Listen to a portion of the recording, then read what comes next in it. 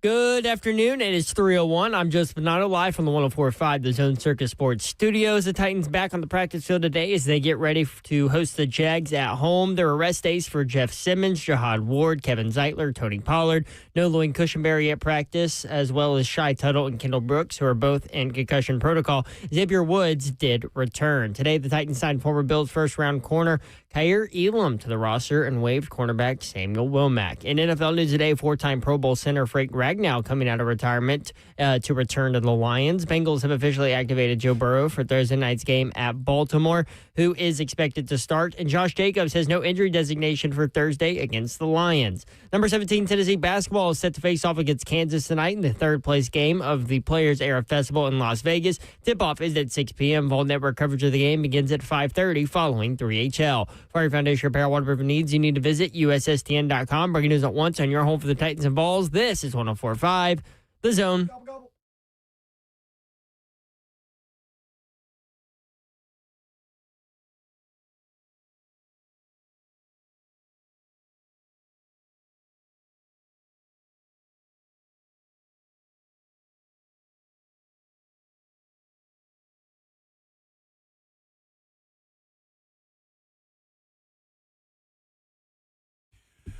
Welcome into 3HL right here on 104.5 The Zone, people. It is hump day right there. Not the hump on the camel this time, the little hump back on the turkey, because we are right here at Thanksgiving Eve. Thank you guys for joining in with us. We are powered by the one and only Spring Hill Heating and Cooling, and you must know that the polar vortex that Ural has been talking about for 2 weeks is on its way, and it is going to hit hard. So you need to call Spring Hill today. And if you can't get them today, call them Friday and get on board, man. Get your stuff checked out, your HVAC units, because you don't want to be in the house freezing cold. Babsy, what's happening? I don't want to be in the house cold. Why are you not turning my mic on, Zeph? This is not a good start to Sorry. What is going on back there, What's going on with you, Zeph? You're like cooking pies from scratch last night, and now you just can't function. You flustered, It's probably because when I went outside to talk to you, I put my head in your truck window, and Dawn is preparing for the polar vortex early and blasting her heat at max power. She's got to warm up. I'm always cold. I said, what temperature's your truck at? And she goes, high. Very, very high. It never goes away from all the way high. It's either all the way high or all the way cold. I love low. it. Yeah. There's no in between. I know Mr. Babs was like, Kyle, menopause is going to be a bitch for me. There's no way I'd sit in that truck with you. I would continuously crack the window. Oh, you would not I'm going to function. melt in here with Babsy. Yeah. So needless to say, I'm not excited about winter or the polar vortex coming or 35 degrees at Kick in Charlottesville for my game. Not happy about that either. But when do you have to take off, Babs? Especially with Thanksgiving tomorrow. You taking off Friday? So since it's Thanksgiving, normally like we have to leave a little bit earlier, get there, go to practice, talk to coaches, all that. Since it's Thanksgiving, we have coaches in person later in the day Friday, so I'm going to fly out Friday morning, which I'm sure will be crazy at the airport. Like, it's just all crazy, right? Yep, it is, period. Yeah. I mean, Mayor flew out this morning, got there like 5 hours before his flight. But he likes to do He that. likes the airport. Like, who likes crazy. the airport? I don't know. They need to give him a little, one of those little monitors that he can walk around and just interview people and just get. That's all he wants to do is like watch people. Yep, watch and talk to them. Well, they do have at B&A, they do have the pass where you can just go, when you're not flying, where you can just go to the airport and hang out. Yeah. We should get him that for Christmas.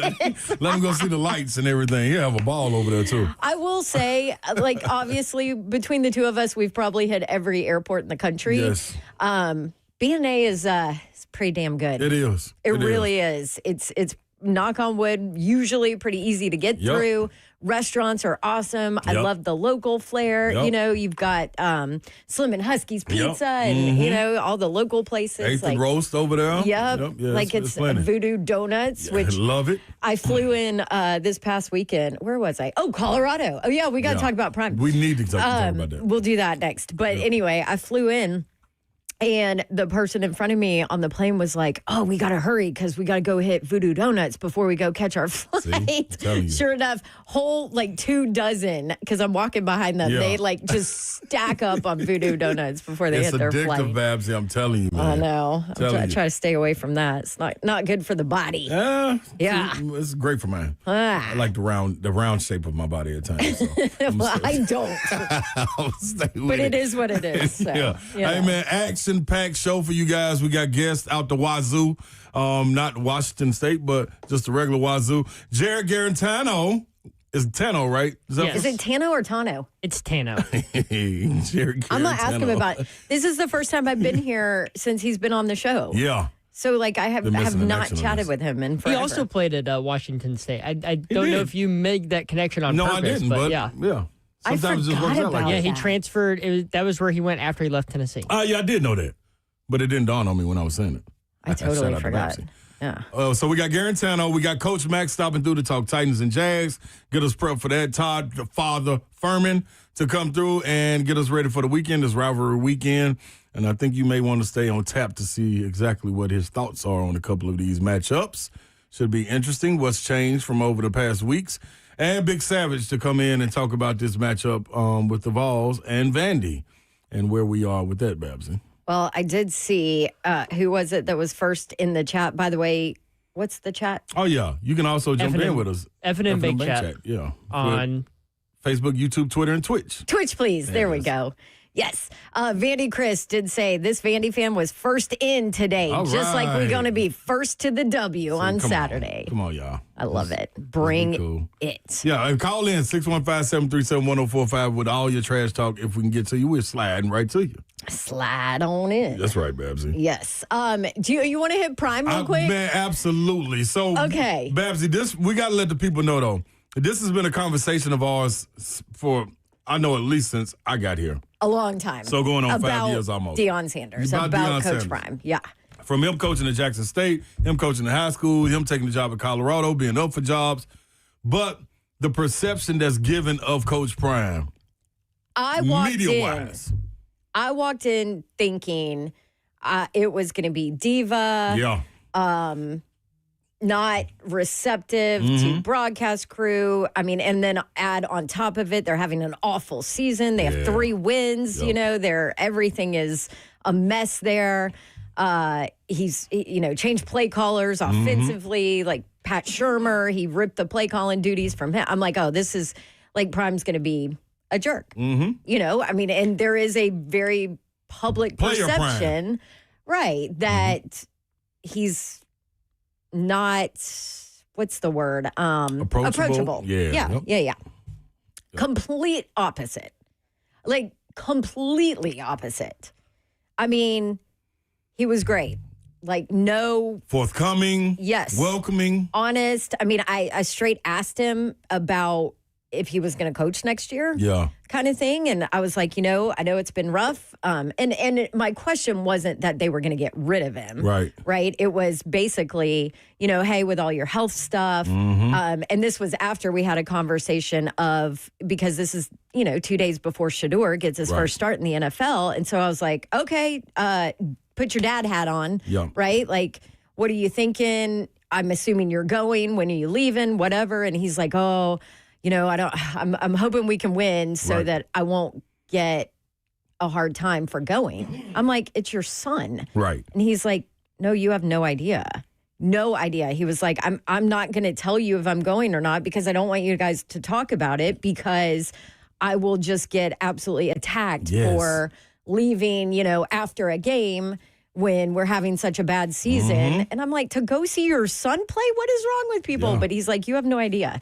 So anyway, asked him just, I was like, I mean, obviously health-wise, you've been through a lot. Like, this was a really rough season. Right. Is this like something you want to keep doing? Yeah. And he was like, well, first of all, I've said it. I admit it. We have made so many mistakes this year. He was like, I will be making changes to my staff.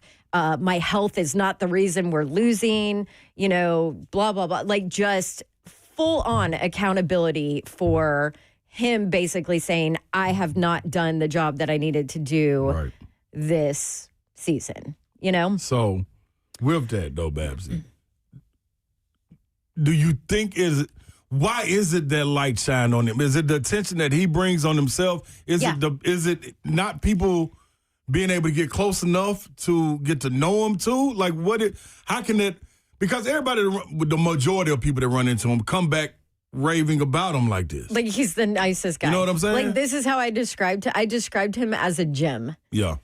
Like he's funny. Yeah. He's he was humble. And I think that's why, because he has had so much success as a player and everything else he's done, right? He's a loud personality, comes off that way. He's very confident. He's got an ego. You know he does. Yeah. But he was so humble in conversations about why his team was not doing well, about the job he's done or not done, according to him. And so I think that's where I was really taken aback. Like even during the game, he was great. My in-quarter interviews, and trust me, there's not a lot of coaches that are great in those moments. Like the last thing they want to be doing is doing an interview in the middle of a game.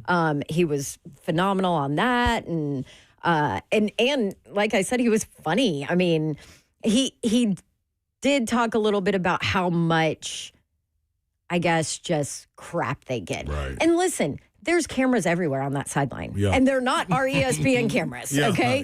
It's his personal show. It's, Juju, the quarterback's dad, is filming something. I mean, the poor true freshman who's getting his second ever start comes out prior to the game, sits on the bench. I'm just chit-chatting with him a little bit. There's 10 cameras shooting us chatting. I'm like, I had to cover my mouth. I'm like, I can't say anything. There's 10 cameras on us. He was like, I know, it's every day. It's a lot. I was like, dang. So I think that's where people kind of from the outside look at it and are like, oh, God, here comes the whole show, right? And all of this and whatever else. So you just immediately think like, oh, it's all about him. It's, and it really wasn't. And now I'll say this. I think he's more of a GM kind of head coach. Does that make sense? Like he's not in there designing plays. You know what I mean? He's my coordinators are in charge of doing this. Trust your guys. They're calling the offense, their defense. I was super impressed with his DC, by the way, Livingston, who actually was at the Bengals with Callie. Okay. So I walked in his office. He's watching the Houston Texans game. Really? And I looked at the TV. I looked at his TV and I go, what are you watching this for? And he was like, oh, not for the Titans. I was like, I know. I guarantee I know that. He was like, and so then, of course, he pushes play and, points out, like, watch this guy. Look at him come off the edge. Look at he was watching Houston's defense. Which they are serious. Yes. But somebody said, don't the cameras on the sidelines have to be approved? Yeah, they're approved by Dion. Right. Yeah. Like, he knows all the bells and whistles. Yes. It's everything. But I enjoyed him. So it was funny, too, because I told him, I cover the Titans or whatever. And he was like, oh, God.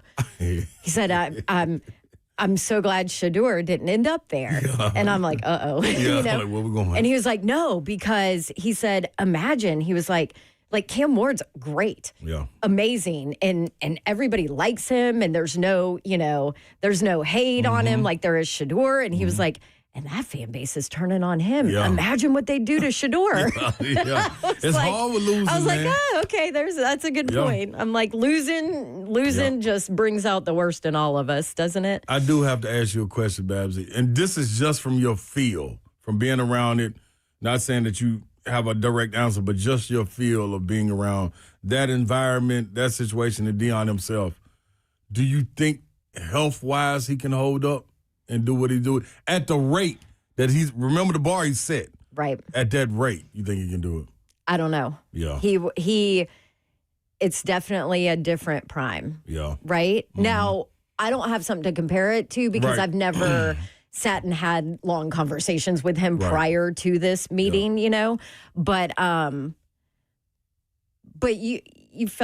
you feel it a little bit. Yeah. I mean, and there's so much that goes into college coaching now with the transfer portal, with everything that goes into it, with having to make sure that your guys stay, with going to find guys.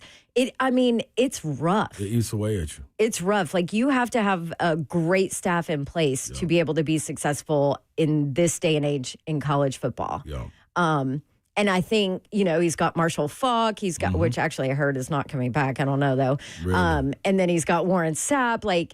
So he doesn't exactly have experienced college football in this world staff around him. So that's where I would be concerned from that standpoint. But, I mean, as far as he's concerned, he's like, my health has nothing to do with us not winning or doing well. Right. It's fine. But I do think it probably affected it. I mean, he wasn't around. He couldn't be around, right? He had to make sure that he stayed alive. Yep. And then looking at him as a player, you watch what he did going through turf toe. Like, he was the one to tape up his toe to the other one and continue to play at that rate. So I understand him not using any excuses, but, man, we know, I'm taking this from Little League. From coaching Little League or wrangling little kids at a camp, how taxing that is on you. Imagine that level. You know what I'm saying? That's got to do something to your health. Or I don't know if that's what wore on it, but I'm saying from this point on, that's got to be tough, man. You see gray hair. People get gray hairs and stuff from this. He's got some gray hair. You know what I'm saying? And what is he? I think he's 55 now. He's right around now. Yeah. Yep. So it'll be interesting to see. I'm glad you got to experience it. Yeah, it was a great experience. He's 58. 58, oh, yeah. Wow.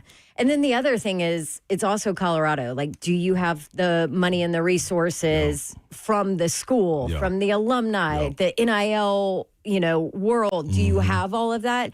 And the problem, too, in these programs that we don't talk about a lot is, let's say you get it, and then you don't perform. Right. And then you have, like they had this season, a 3-win season, and then all of a sudden your big money donors are like, well, what am I paying for? Yeah, exactly. So it's a different world. So it will be interesting to see.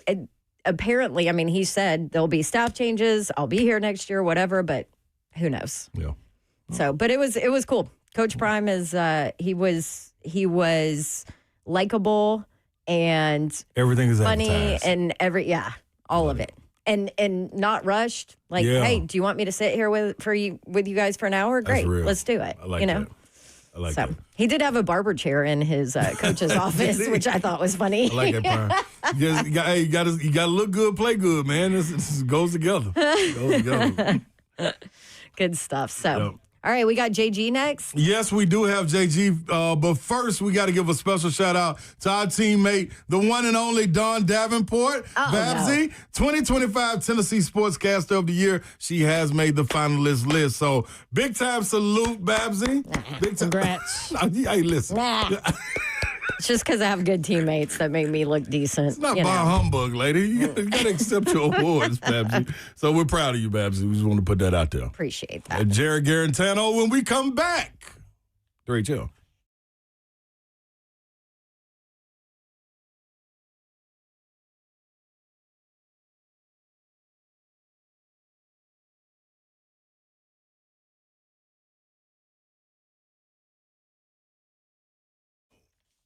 All right. Do you want to achieve hero status over the holidays? Yes. Got you covered. And that would be with A Moment's Peace Salon and Day Spa. Because here's the deal. Maybe you're thinking, I don't know if my mom, sister, girlfriend, brother, whatever would really want a day at the spa. I'm here to tell you, yes, she would. And on top of it, there's so many different services at A Moment's Peace Salon and Day Spa that they're going to find something that they love, whether that is massage, manicures, pedicures, sunless tanning. They do waxing there, facials. There's a hair salon. They will do makeup. And then they also have amazing gifts in the lobby, which are phenomenal. And there you go. Somebody is going to love something there, I promise. And it's super easy. They make it very easy for you to get a gift card. You can either go see them in person at the intersection of Carruthers Parkway and Bakersbridge Avenue in Cool Springs, and they can wrap it up all fancy and make it beautiful. Or if it's a last minute thing, like I often do. Gift cards available 24/7 on their website. It's amomentspeace.com. Give them a call if you want some personal service or suggestions. 615-224-0770. And we're going to be live at A Moment's Peace Salon and Day Spa in Cool Springs on Monday, 3 to 6. Come and see us, and you can buy your gift for somebody then. That's A Moment's Peace, Salon and Day Spa.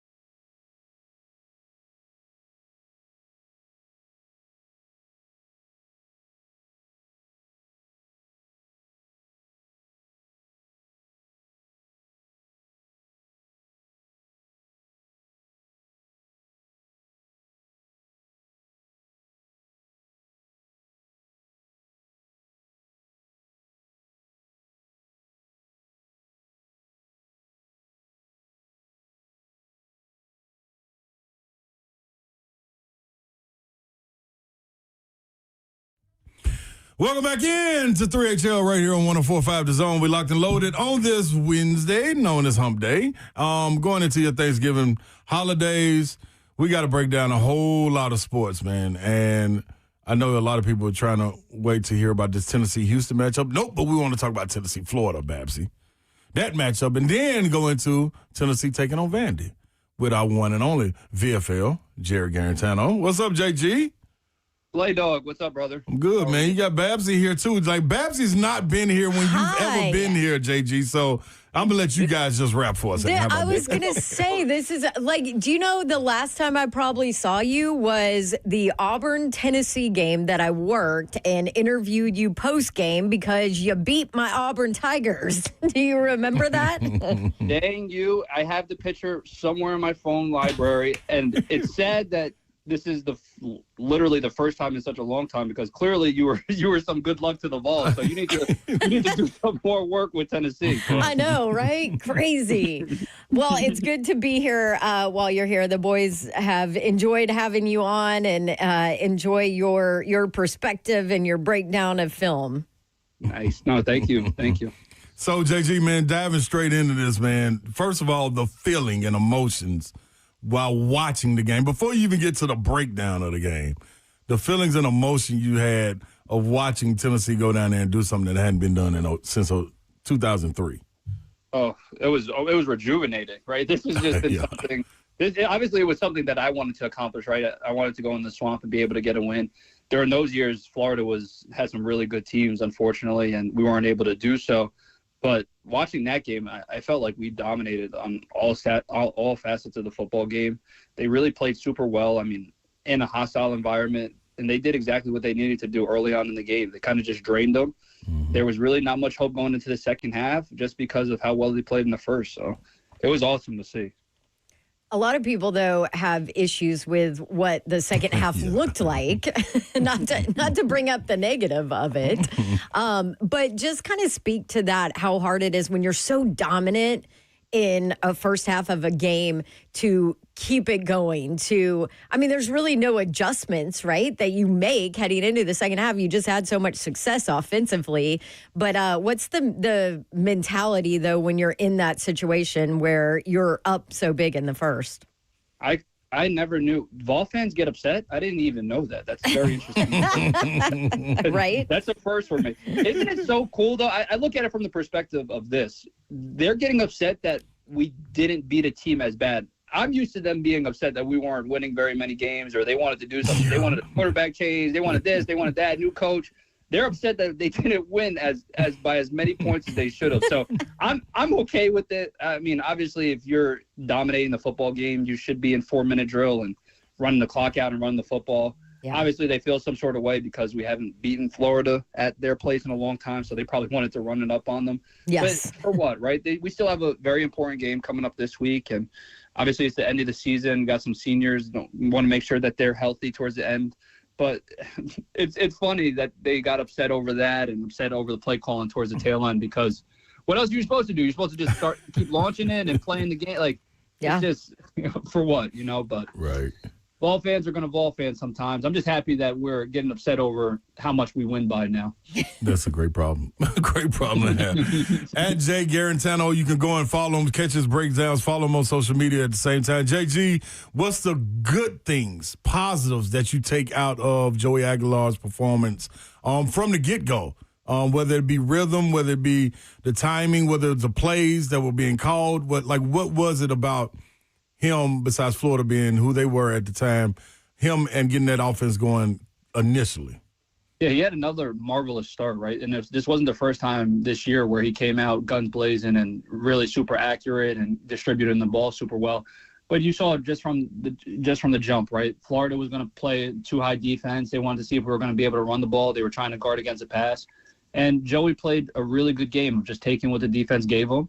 And he was able to facilitate to the playmakers, right? They didn't have to push the ball as much down the field because of that too high shell, but they were able to get the ball underneath, and the guys were making plays. And it was super nice to obviously see Ethan Davis get involved in the pass game like he was earlier in the season.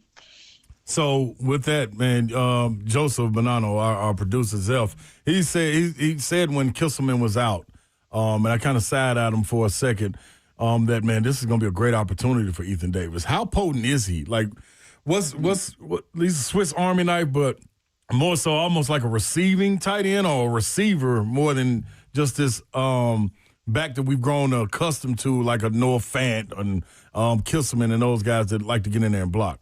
Yeah, I think it was critical when he went down with injury this year. And I remember going through some film study, and the first couple things that popped off on tape was, who's this Davis kid? Who's number 0? Like, I'm looking around.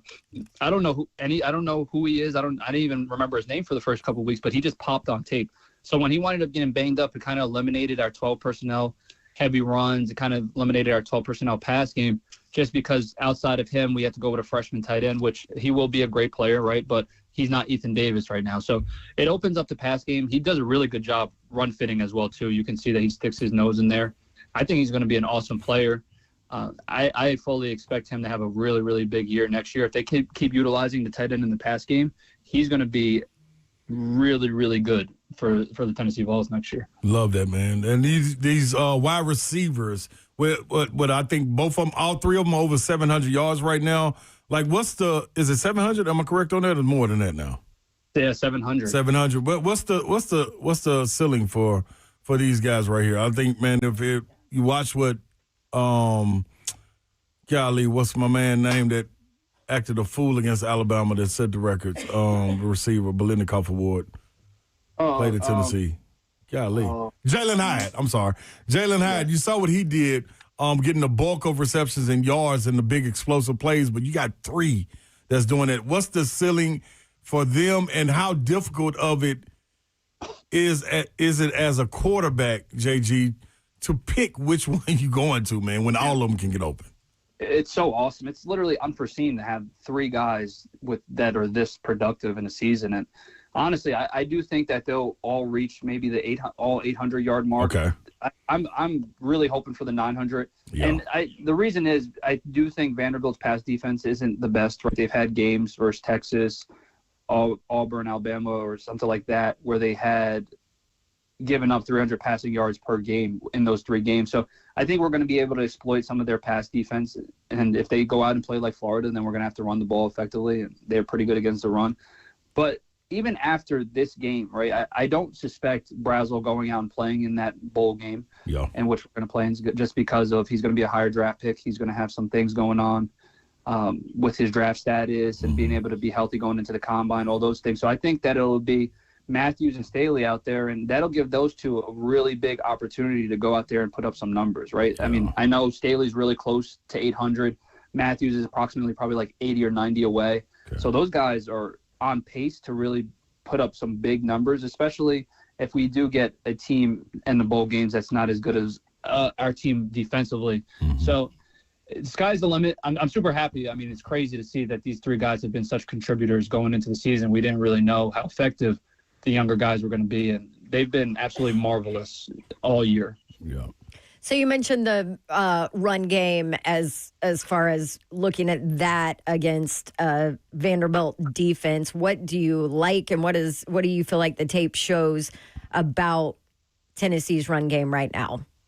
They look really good in 12 personnels, and they've been doing a lot. They've been running a lot of counter. They've been running a lot of inside zone insert off of 12. I do believe that we have the edge in the pass game. It's just going to be about how Vanderbilt plays us. And if Vanderbilt, I believe, was smart, they would probably go out there and try to play that 2-high shell or maybe that 3-high that we've seen a couple times this year, just so they can stop the run. And unless they've been effective in stopping the run, they have not had as difficult as a schedule as other SEC teams or other teams in the country. So some of those stats noted aren't as good as they seem, right? And listen, we're going to have to sit there and set the tempo regardless, right? So we're going to have to be able to run the football. In order to run the football, we're going to have to create holes and gaps and be able to reach the second level. And off of that, some of our play action passes have been really critical, and they've been really some of our best pass plays in the playbook. So we can't run play action if we don't solidify a run game, and that'll be really key versus a Vanderbilt defense that does stop the run well. And they do extraordinary in the red zone, right? They do a very good job in the red zone. So when we get down there, we're going to have to make those drives count, and we're going to have to finish them off with touchdowns.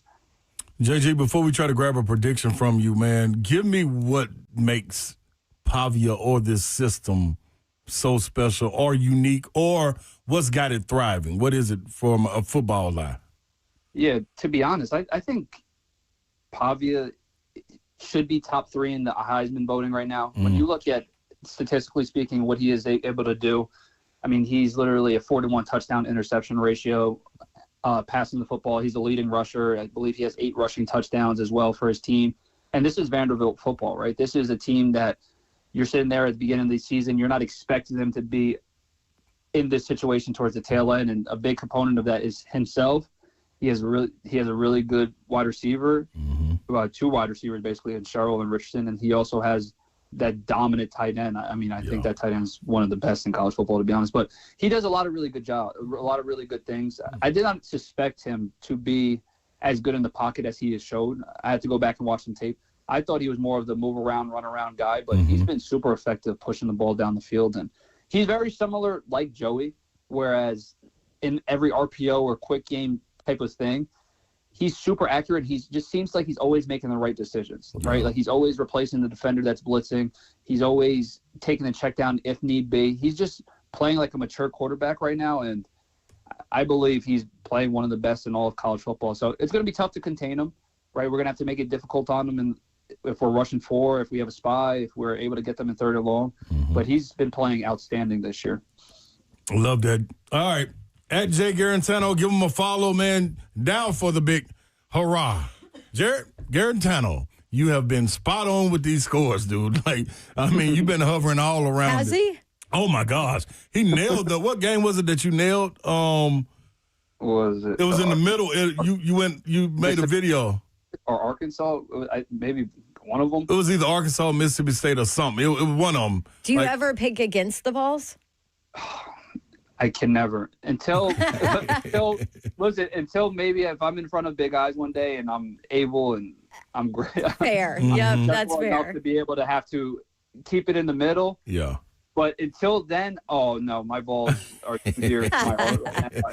And unfortunately, I don't want to feel like I need anything from Vol Nation right now because I feel like they're loving me up a little bit right now. So not used to that, are you, JG? No, upsetting them right now would just be the worst thing that I could do. In my eyes, every single game I picked, the Vols would be 11-0 right now. Listen, they've been super close, right? Yeah. Realistically, they could be a 2-loss, a 1-loss team. Like they could be undefeated in some of these games. So I've been a little close, but this one, I think the Vols win. I do think it's going to be a high-scoring game. I envision it 38-34 Tennessee. I just think there's going to be a lot of points scored, and I do think that their offense is really good offense. It's just going to be about what defense towards the tail end can get a couple of stops, possibly turn the ball over a couple of times because these offenses are some of the best in all of college football. Man, appreciate that, Jay. All right, JG, man. Last one before you get out of here. Biggest rivalry of the weekend, taking Tennessee Vandy out of it. Who is the biggest rivalry that you're looking forward to see, and which one carries the most? Oh, man. There's a lot of good ones. Alabama, Auburn is super historical. Yeah. Texas, I think the best game is the Texas A&M. Yeah. Like, I think that's the best game. Rivalry-wise, that's tough. I'm going to go Ohio State, Michigan. Yeah, the game. Yeah. I think that's the best one. But the best game in my eyes, the one that my eyes are going to be glued to the TV, Texas A&M, Texas. Because I do think Texas has an opportunity to win, depending on what Texas A&M team shows up. So much. A lot of good ones. All right, man. Well, happy holidays, dude. Very thankful for you always spending time with us weekly, man. Continue doing what you do. Enjoy your family. Enjoy Thanksgiving. Eat up some good stuff and enjoy some games this weekend, JG. We appreciate you, brother. Much love, brother. And how about them Vols basketball? Come on, JG. That's what we got to tee you up, baby. Yeah, that's what I'm talking about. Getting him going. Yeah. All right, brother. Thanks, JG. Yeah, man. That's see. Sometimes he's good. He is, ain't Yeah. he? Like his breakdown has been spot on. It's been unbiased. Like until you get to the end and you ask him like, who you think gonna win? You know he's never picking against him. I'm glad you asked him that. But it's real live film breakdown. Like he has whiteboard talk for us. Yeah. And he breaks it down where the normal human being that's a fan can understand. You know what I mean? Kind of cool. kind of Cosell-ish like, you know what I mean? Yes. Without getting us lost in the weeds. So, Which we appreciate. absolutely we do. Yeah. Good stuff. Yep. So coming back, Babsy, can we hit on this Houston and Tennessee matchup? Absolutely. Okay, sound good to me. And this tournament. Yes. I'm confused. Yeah, You got I want me? to touch that. Yep. Okay. Mhm. All right. That's coming up next. This is 3HL on 104.5 The Zone.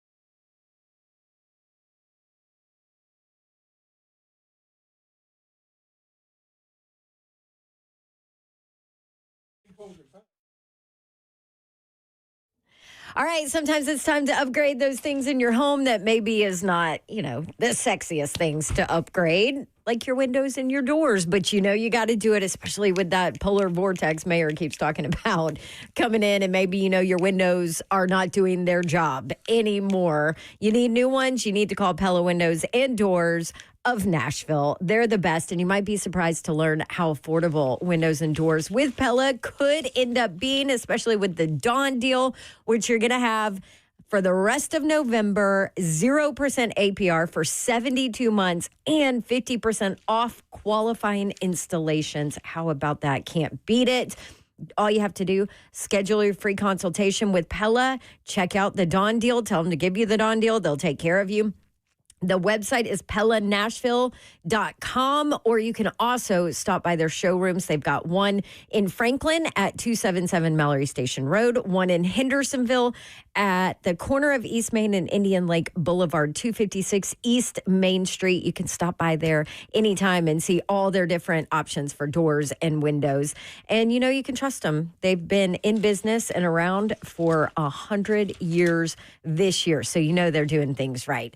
Go schedule your free consultation. Ask for the Dawn deal, pellanashville.com.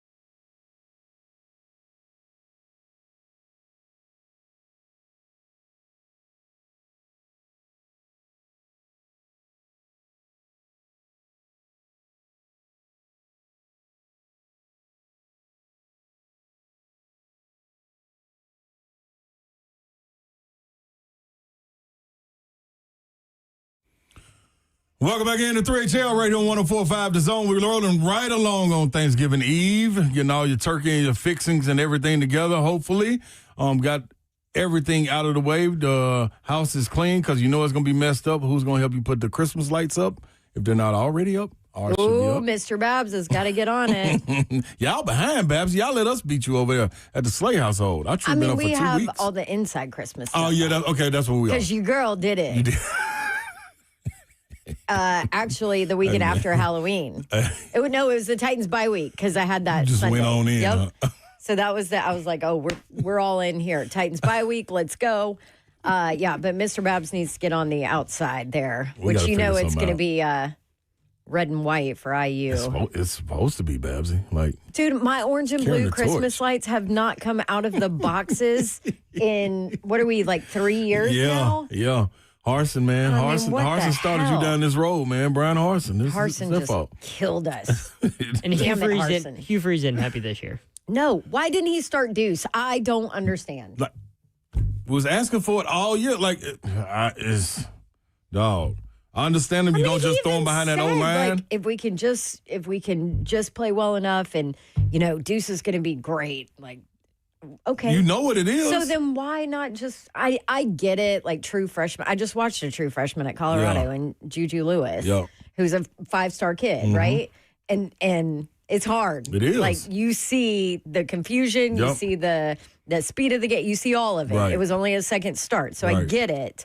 But come on, Hugh. Dude, you had nothing to lose. And I can understand if you didn't start him at the beginning of the season, but 4 or 5 games in, come on. Once it got bad. Let's go and go, y'all. Yeah. Yep. Okay, let's talk basketball. Oh, by the way, did you see Auburn lose to freaking Michigan? Not only lose, they got whooped. Michigan's good, though. Dusty Maynard got it. So this was my thing going into it, that length that Auburn is lacking versus, 6'10", 6'11", 6'10" for Michigan, all out there on the floor at the same time, man. Difficult to get your shot. And then Dusty May is a hell of a coach, man. Yeah. Hell of a coach, so. Ugh. They'll be all right. Anyway. Hopefully. All right, let's talk brighter things like Vols basketball. First off, before we actually talk about the game, can you hit me on this tournament? Because for those that don't know, kind of explain. So what's taking place now is the Players Era Tournament. That's the name of it. It's in Las Vegas. I believe it is, help me yourself, is it 10 teams, 12 teams, 8 teams, whatever it is? I think it's... between 8 and 10 teams. Regardless. The way they do it, though, is European style. And when I say European style, the way they keep you in the standings, of course, your wins and losses. But what's calculated in also is your point differential in games. So when it comes down to tiebreakers, say you got 3 teams that's tied for first place, 4 teams that's tied for first place, whatever it may be, they go to the games that you played and how many you've won by. If you won by plus 10, if you won by plus 36, whatever it may be, those are added up. And you got to have more than the teams that you're tied against. And if you don't, you fall back, and the other 2 teams are put ahead of you. So what it does is... There's 18, by the way. 18? Yeah. So 18. 18? 18, 1-8. Oh, wow. So 18, yours says supposed to be 32 there next year. All right, that's cool. That's going to be fun. But they got to put a break in between them days. Ain't nobody going to be able to play 5 days straight and stuff like that. But what it allows you to do is you have to play to the end of the buzzer. There is no taking your foot off the gas. You got to go. And it also gives an opportunity, say you getting beat by 30 with 10 minutes remaining. Some people will be like, let's hang it up, dog. No, you need to fight back and get that down to 14. I've been a part of that. We were getting blasted, but we were playing on Giorgio Armani's team in Milan. They were beating us back by 25. But the point differential was we needed to lose by less than 13. So they pulled their starters, and our coach left ours out there. And it was some discuss about that. It was supposed to be a gentleman's thing. He was like, dog, we got to get these points so we can make the playoffs, because it was going to be a difference between 7th and 9th place. The top 8 teams go to the playoffs. We would have lost by more than 13, we would have been in 9th. Losing by less than 13 bumped us up to 7th. Because of the point difference. So we rallied back. So how are the Vols not because of points? Because of Michigan and Gonzaga. their point differentials, they won by a bigger So point Auburn did not help the balls out. Exactly. Okay. You know what I mean? Even though they blew Michigan won both their games by more than 20, so it's capped at 20 points. So the max differential you can get per game is 20. Mm-hmm. So when Tennessee won by 25, they only got Rutgers, plus 20. They only get 20. Okay. Yeah. So that didn't help with them going down to the wire. Even though you might have played better competition, whatever it may have been, that's the way it is. I like it. I honestly like it. You like it because you have played it before. I played You're it. used I would to hate it it right now. It's if it just got introduced to me. It's very weird in college. Do you know what it is? It's like soccer. Yeah, but it goes back to the conversation we always had in the summer is, all right, if you don't want us to beat you this bad, do something about it. Yeah. If we pull our starters, make a comeback. It's up to you. Like, when are you ready to wave the white flag? We can't wave the white flag. What I'm scared it would do, though, Babs, is take the sportsmanship out of the game. So all of that, when you come across half court and you just dribble it out, you let the shot clock go dead, give the ball to the other team does it for 10 seconds, they dribble it at half court, the game's over. Yeah. Ain't no more of that. Not exist, no, you trying to get steals, you trying to get dunks, threes fading away, like everything counts. So that's a good thing. But big time win, 76-73, Tennessee over Houston. Huge performances by really everyone. And I said going into this game, it was going to be a win-win for both teams if it met its potential of the game. It's so much Houston's going to be able to take out of this game, so much Tennessee was going to be able to take out of this game, win or lose.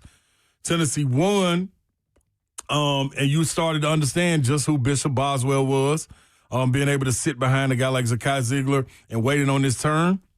Went out there 10 points, 3 steals, 1 block, offensive rebounds, big assists. Like, he played and defensively did everything that was asked, whether it be diving for loose balls, having active hands. He was phenomenal. Nate Mint only had 9 points and 5 rebounds, but was 1 for 8 from the field. Knew coming into it, this wasn't going to be his game. Games are matchups. Houston is too physical for his body. If this would have been Cam Boozer, this is where the difference lies. This is Cam Boozer. He's made for a game like this. Right. Physical. He got that body built for it. Yeah, you know what I mean? Sturdy. Like, that's different. Nate Mintz. Broad. Yeah. His frame is totally different. You know what I mean? Yeah. So it would have been right for him. Nate Mintz is a different type of player. That's why I'm saying tonight against Kansas, you will see him flourish in this type of game because it's not as physical on the perimeter. Felix Okpara did good. Jacoby Gillespie, it lived up to his billing. J.P. Estrella was great. Jalen Carey coming off the bench, 13 points, 7 rebounds was the guy I thought that tilted the scale, him and Boswell. It was a big-time free throw. Was it a 1-1? Yeah, 1-1 at the end. He was 0 for 2 at that point on free throws. No, not Felix. No, I mean, not Jalen Carey. Not I'm Boswell. talking about Boswell. Yeah, I'm talking about the tip in. So I think it was Okpara. Yeah, that Felix went to the was at the line. 1-1, he made the first one. The second one he missed. Jalen Carey fought for it, tipped it in, made them go up forward with that bucket right there on the offensive rebound off a free throw. So that was key. He was a monster all game. Amari Abram played good. Everybody played very, very well. These two teams, you could easily see them in the Final Four. No question about it. I was just going to say, was that felt like a postseason, like a postseason game, right? Oh, my gosh. We stole on that so one. many levels. Yeah, ain't no ifs, ands, or buts about that. I heard Savage say it on their show with Mike Q today. Dog, we stole the feel of a Final Four game in November, though. Yeah. And that's what I think with this tournament, what it does, all of these tournaments and the opportunity for the parity that's out here in college basketball with the freshman influx that we haven't been able to see over these last 3 or 4 years. With NIL, what it's doing as far as the parity, you're starting to see even play kind of out there. So guys being able to fight, and you see these early matchups, coaches not shying away to help their resume at the end. That's Which is huge. Awesome. Yeah, that's huge. Because I feel like it's going to go away from that in college football because of the conversation. And it's kind of switched. Exactly. You're exactly right, Babsy. So, love it. Yeah, great job by the Volunteers getting it. Vanderbilt also won today, man. Let me throw them in there. They beat Western Kentucky by, Zeph? I do not know, but I do know it was down in the Bahamas. They beat them 83-78. Yep, down there in Atlantis. Yeah, so tough when they pulled out. Duke Miles led them with 28 points. There you go.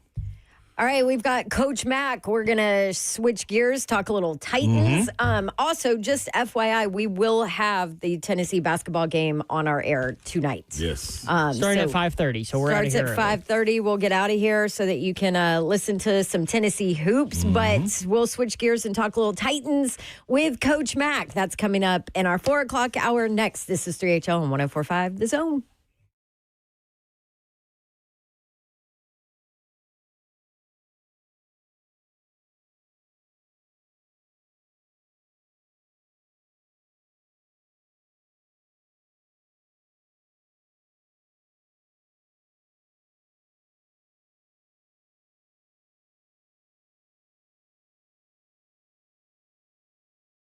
Hey, man, you know what time it is. It's the time of year when the weather gets cold and it's starting to get out there and you say, you know what, I want to indulge some good food. I want to stay in, but get on out, man, especially on Thanksgiving, which is coming up right around the corner. And if you haven't made plans yet, I got a place for you.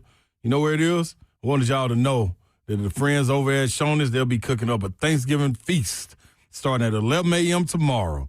Their fresh food bar will be loaded up with freshly carved roasted turkey, mashed potatoes, green beans, all the classic Thanksgiving fixings you know that you love to indulge in. And the best part, it's all you care to eat.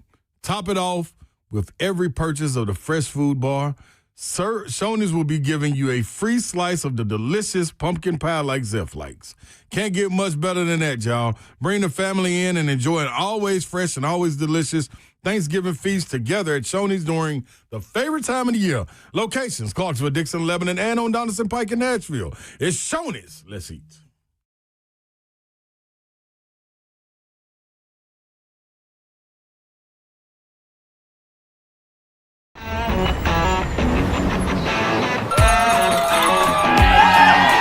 Smashville hockey.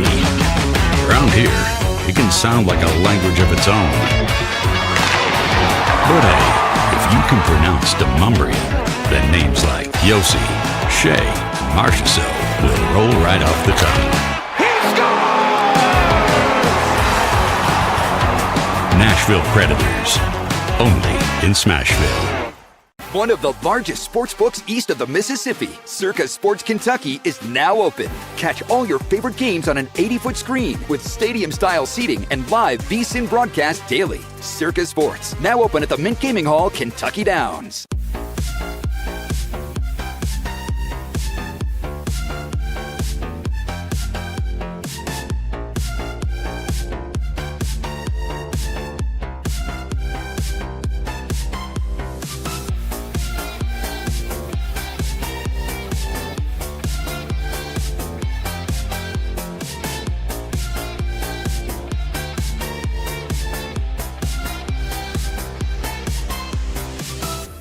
My dad and I used to golf together all the time, but when he hurt his back, it was over.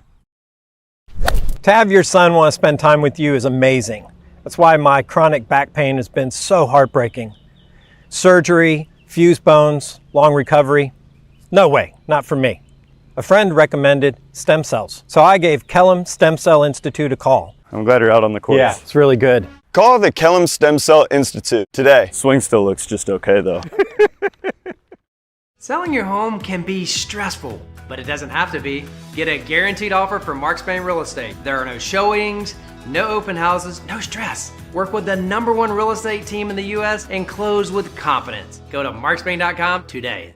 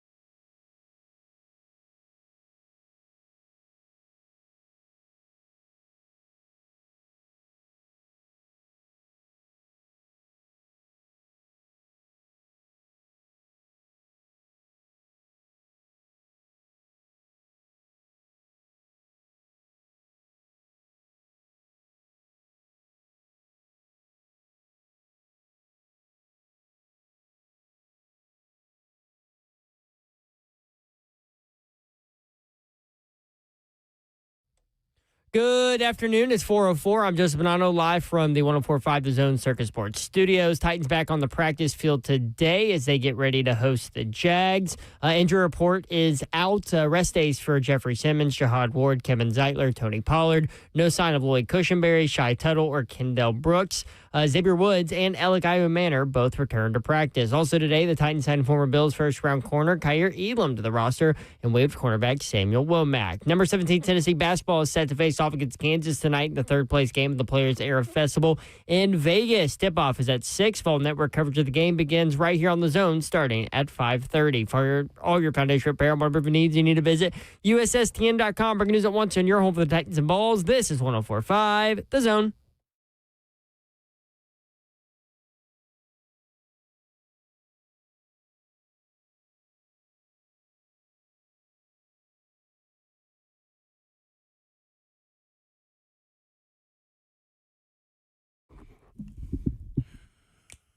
Welcome back in to 3HL on 104.5 The Zone. People, powered by the one and only Spring Hill Heating and Cooling. Get all the HVAC needs. Get them taken care of because that's what Spring Hill does. Kevin and the fam always treat you like fam, and I promise you, you won't regret it because that polar vortex is arriving, people. It's going to be a cold week coming up, man, this weekend going into the next week. So get on top of that. We will hate for you to be freezing. You want to enjoy your holidays. But we got somebody that can always cheer up our holidays. Make sure you tap in with us on the F&M Bank Chat on Facebook, YouTube, Twitter, and Twitch. Twitch, please. And say what's up to us. But right now, we got the one and only Coach Mac. Hi. Happy Thanksgiving to both of you guys. I mean, now, two people I would love talking to on any holiday. But happy Thanksgiving to both of you. You too, Coach Mac. Yeah, what, are you a turkey guy? You gonna eat some turkey? Yeah, I've got Coach Mac is very fortunate. I get a lot of invitations, and I don't like to hurt anybody's feelings, so I'll be moving around quite a bit and making sure that everywhere I hit, I eat something just a little bit different, and I got to be able to catch all the games in between moving around. I love it. It's a mini Mac Like Thanksgiving 8 tour. Different meals. He's hitting all the places. I love it. Yeah, Yes. I got to be pretty strategic about it. I got to, because I kind of know people where I am. I got to figure out, and I know exactly who makes the best stuff, so I save it for each stop. Good stuff. It's experience right there, Coach Mac. Coach Mac brought to you by Two Rivers. You got to do scouting reports. You guys know what scouting reports are all about. Yeah, we're about to get into a Jacksonville scouting report with you too. But before we do that, can you hit on just Cam Ward? I mean, the stats, the eye test, everything. It looked like his best game since he has started here in Tennessee. Is that fair? And what was the difference? Well, I mean, Don, look, I've always respected your ability to watch ball games because I know the work that you put into it. Eye test is a great way to put it. It's not all about stats. It's about the way he's learning how to play quarterback in this league. And you're right, the eye test tells you he's progressing. He's progressing every week. And let's be honest. I mean, as a rookie quarterback on a football team that's not a complete team, I mean, this guy has made strides in doing a lot of things.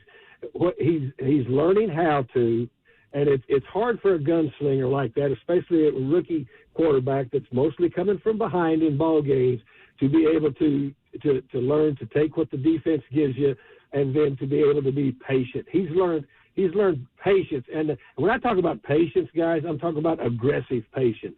A great example is how he started taking off running the football in that A and B gap. People have started because the down and distance dictates that they're out on the outside shoulder rushing, just screaming up the field rushing. He's figured that out pretty quick that he can hurt him with his legs. And then, I mean, he has made some ridiculously hard throws on the move, and especially last week. If you really take a deep dive, The Athletic did a great article on him. As far as just the improvement that you can see, this is a physically talented guy. But the thing I like about him, and I mean, just I'll always tell you the truth. He's a physically tough dude because he's taking every snap and he's taking some hits. But he's also a mentally tough dude that hangs in there, and his competitive nature is off the charts. So to answer your question, I see improvement every week. You may not see it in the win-loss column this year, but it's something to build on, especially with the rest of his rookie class. Coach Mack, another person from that game, a rookie as well, Kevin Winston Jr. What was your takeaways from being able to see him really continuing to get his feet wet, getting that experience, looking to see a promising career for this young man? Yeah, I mean, this guy's a player. If he didn't have the injury coming out of college, he'd have been a top 10 draft pick. I mean, he's long, but he's violent. He's a violent guy that's got good instincts. Now, he was caught a couple of times. I mean, he'll learn, in a one-on-one situation down the field. All of this is a learning process for him, just like it is for all of these. We're playing in a lot of rookies, as you guys well know. But I love his game. But the thing I really like about his game, he is physically gifted enough that once he pulls the trigger, he gets there fast. And as I say, he's a violent player. And that's not anything derogatory. That is something really as a plus as a defensive player. I mean, I don't know a whole lot, but I know about what makes good defense. It's kind of like watching the Vols play. I mean, I don't know basketball anywhere close to the way you know it, Ron Slay, but I know one thing. When I watched that last ball game, that Boswell kid, he can play defense for me anytime. That's right. Anytime, because he's a dog. Yeah. And that's what you're looking for. Yeah, you know what, Coach Mackey, you can't hide them. That's one thing about dogs. Regardless of the time given or anything, you can always spot one, man. And you said a mouthful right there, especially with Kevin Winston. Now, when we're real quick, Chim DK. Chim DK, speaking of dogs, the opportunities he's given, Coach Mack, I mean, can you ask for more with what he's given? No, and let's do this too. Let's take a deeper dive in this and give credit to Bones Fossil,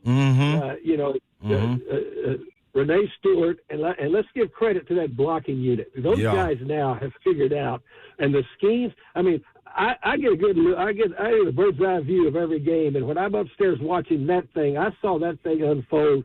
I was just talking to Renee today at practice. He said, I couldn't see it from ground level. I said, I could from where I was. I said, because you could see it start to open up. But they've done a really good job of buying into how important special teams are. Both of you guys know that. You talk about the eye test. The best special teams is a complete 180. But here's what DK's got. First of all, he's fearless. Yeah. All right. Number two, he's very savvy. And number three, he's got that one thing that's God-given that you can't coach, that's speed. Some guys can run. He can run. And he's one of the few guys, when he hits a corner, he can outrun angles. I mean, I about come out of the booth every time I see him hit that corner. It's fun to watch. Yeah, you know where he's going, Coach Mack. That's why.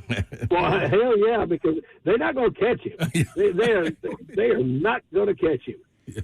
All right, Coach Mack, let's talk about the film. Let's do a little scouting report here on this rivalry opponent, I like to call it. It's rivalry week in college football. I think the Jags count as that too.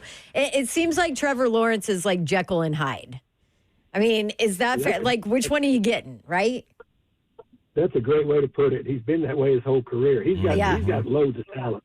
He's got loads of talent. And look, I've been involved with every game he's ever played since he came into the league. And he's hurt the Titans before. I mean, I can go back to every ball game, and a lot of it's running the football. I mean, the dude can run the ball. He's streaky as far as a thrower goes. This football team, when you watch it, I mean, they're a good, solid football team. Now, again, we're playing another really, really good defense. But what Trevor Lawrence has got with this group, he's got two backs back there. You check their alphabet numbers. They do a great job of running the ball with Etienne and that Bashal Tootin kid. Yep. I love Bashal Tootin, coming in this last draft. He's a kid from Virginia Tech that's just got a world of, you talk about fast twitch and speed ability, both running it and catching it. That's the first thing that has to happen is the Titans have to play much better run defense against this group. And plus, Trevor Lawrence, with this iteration of what the Jags are right now, has been doing it without some of his top receivers right now. Yeah. They're getting Brenton Strange back as a tight end. Whether or not their top receivers are going to be back or not, I don't know. But the thing that you can't do, and you said it, Don, you can't just be worried about or not thinking that you're going to get the bad part of this quarterback. You've got to prepare for the best part of him and then try to make the bad part of him come out. Coach Mack, you were spot on with that one right there. Not sure what Brian Thomas Jr., if he's going to be out there and ready to roll, but Parker Washington as he emerges, Britton Strange was having a hell of a year early on before getting hurt and put on IR. So, man, it's plenty of weapons, and given those weapons, any given Sunday, man, you like with the Dr. Jekyll thing, you don't know who's going to pop up, so you got to prepare for everything, man. That's 100% right, and you know as well as I do, both of you do, that you got to prepare for a team's best. Yeah. And the thing about it is, talk about Parker Washington. He's doing for them, exactly what Jim DK is doing for the Titans. That's right. I mean, he's got two returns too. So I mean, he's a dual threat guy. He's a dual threat guy. So look, the Titans, we know that they have to play. They have to play at their absolute best. The first thing they can't do is give any help to their opponent. That's number one. What I would like to see, an offensive performance that can start to make a move to run the football better. You've got to be able to run the football better so that you're just not one-dimensional. Regardless of which receivers you've got left to play, I really still like what the development of the quarterback of Cam Ward is doing right now. But the main thing that this football team, and they have no margin for error. No margin for error. And so that's the way they have to play this game. Yep. Totally right, man. Coach Mack, Dave McGinnis with us for Titans Radio, presented by Two Rivers Ford. Coach Mack, man, we enjoy you each and every week. We appreciate you, man. And be careful on this Mack over Thanksgiving tour that you about to go on. Mack is a veteran at doing this, so believe me, I'm in good shape. Happy Thanksgiving, guys. See you. All right, Thanks, brother. Coach Mack. Yep. Coach Mack with us, man, each and every Wednesday on the good old hump day. You can catch him, and y'all tune in to Titans Radio to catch even more with him and Taylor Zarzar. And Zelf needing a seatbelt when returns happen on there. If you all have not watched it on social media, just go check out Taylor Zarzar's page and watch Zelf in the background. He's the most excited person that I've ever seen in anybody's booth that doesn't make a noise. I love it. I'm not allowed. I can't. But I don't know what I'm supposed to do, so I just throw my hands up in the air and just watch. You can't say anything because it'll be in the background. Yeah. Oh, Zev. All right. I know this is a fan favorite, Todd Furman, coming up next. Get your notes ready for this betting weekend with Todd Furman on 3HL 104.5 The Zone. Stick around.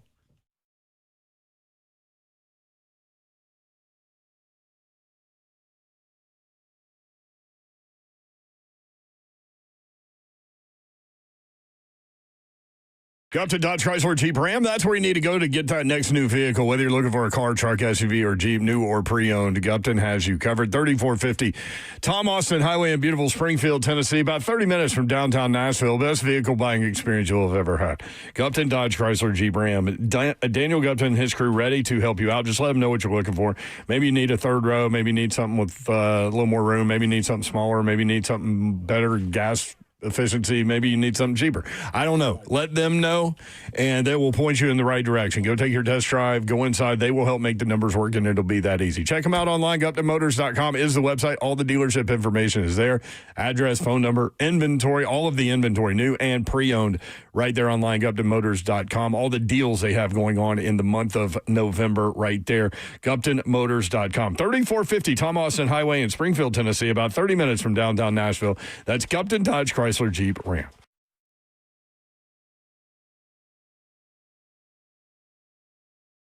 Let's face it, buying a vehicle should be straightforward and stress-free, and that's exactly how Two Rivers Ford has been doing business for decades. This locally owned dealership has a non-commissioned sales team whose only focus is to find you the right vehicle at the right price without the pressure. So you'll actually have a fun car buying experience. Great prices, easy financing, and a non-commissioned sales team. Two Rivers Ford, the South's most trusted Ford dealer.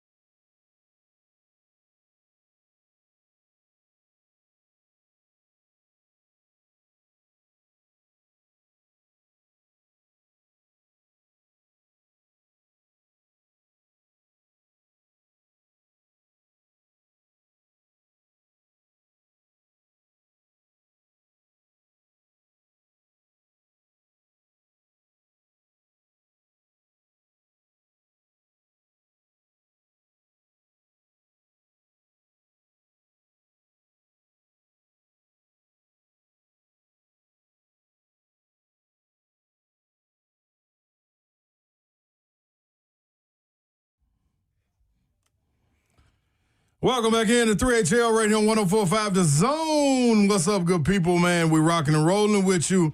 And right now, it's the one and only. We got to bring in the former odds maker.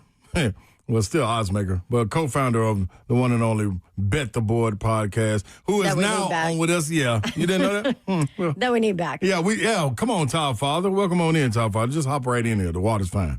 Look, Slay, I mean, you're a guy that's got more cachet and power in and around the state of Tennessee. So if you talk to some of those folks you know with deep pockets, I'm sure they could lure Payne and myself out of retirement.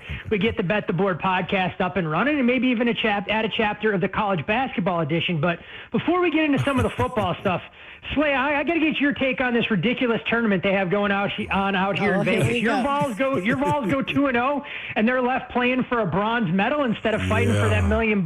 Yeah, it's crazy, dog. But guess what, Todd? I get it. I just wish I didn't know it had a cap on it as far as the point differential. I wish they would take that away and just leave it however many points. You get beat by 50.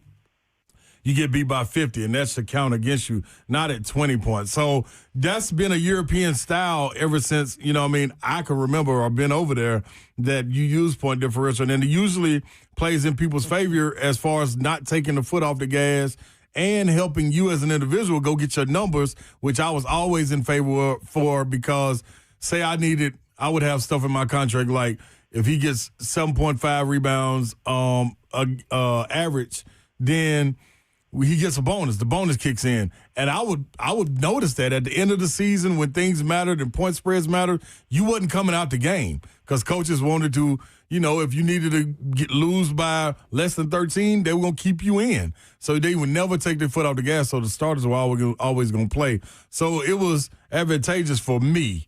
You know what I mean? And I liked it that way. And like I told Babs, the only thing I'm scared of is going to take sportsmanship out of it. All of that dribbling the clock out, and shaking hands. No, people are trying to go up and cross you and go dunk on you and get and ones and stuff with a 50-point lead. Now, what that leads to is going to be different. So I'm all for that.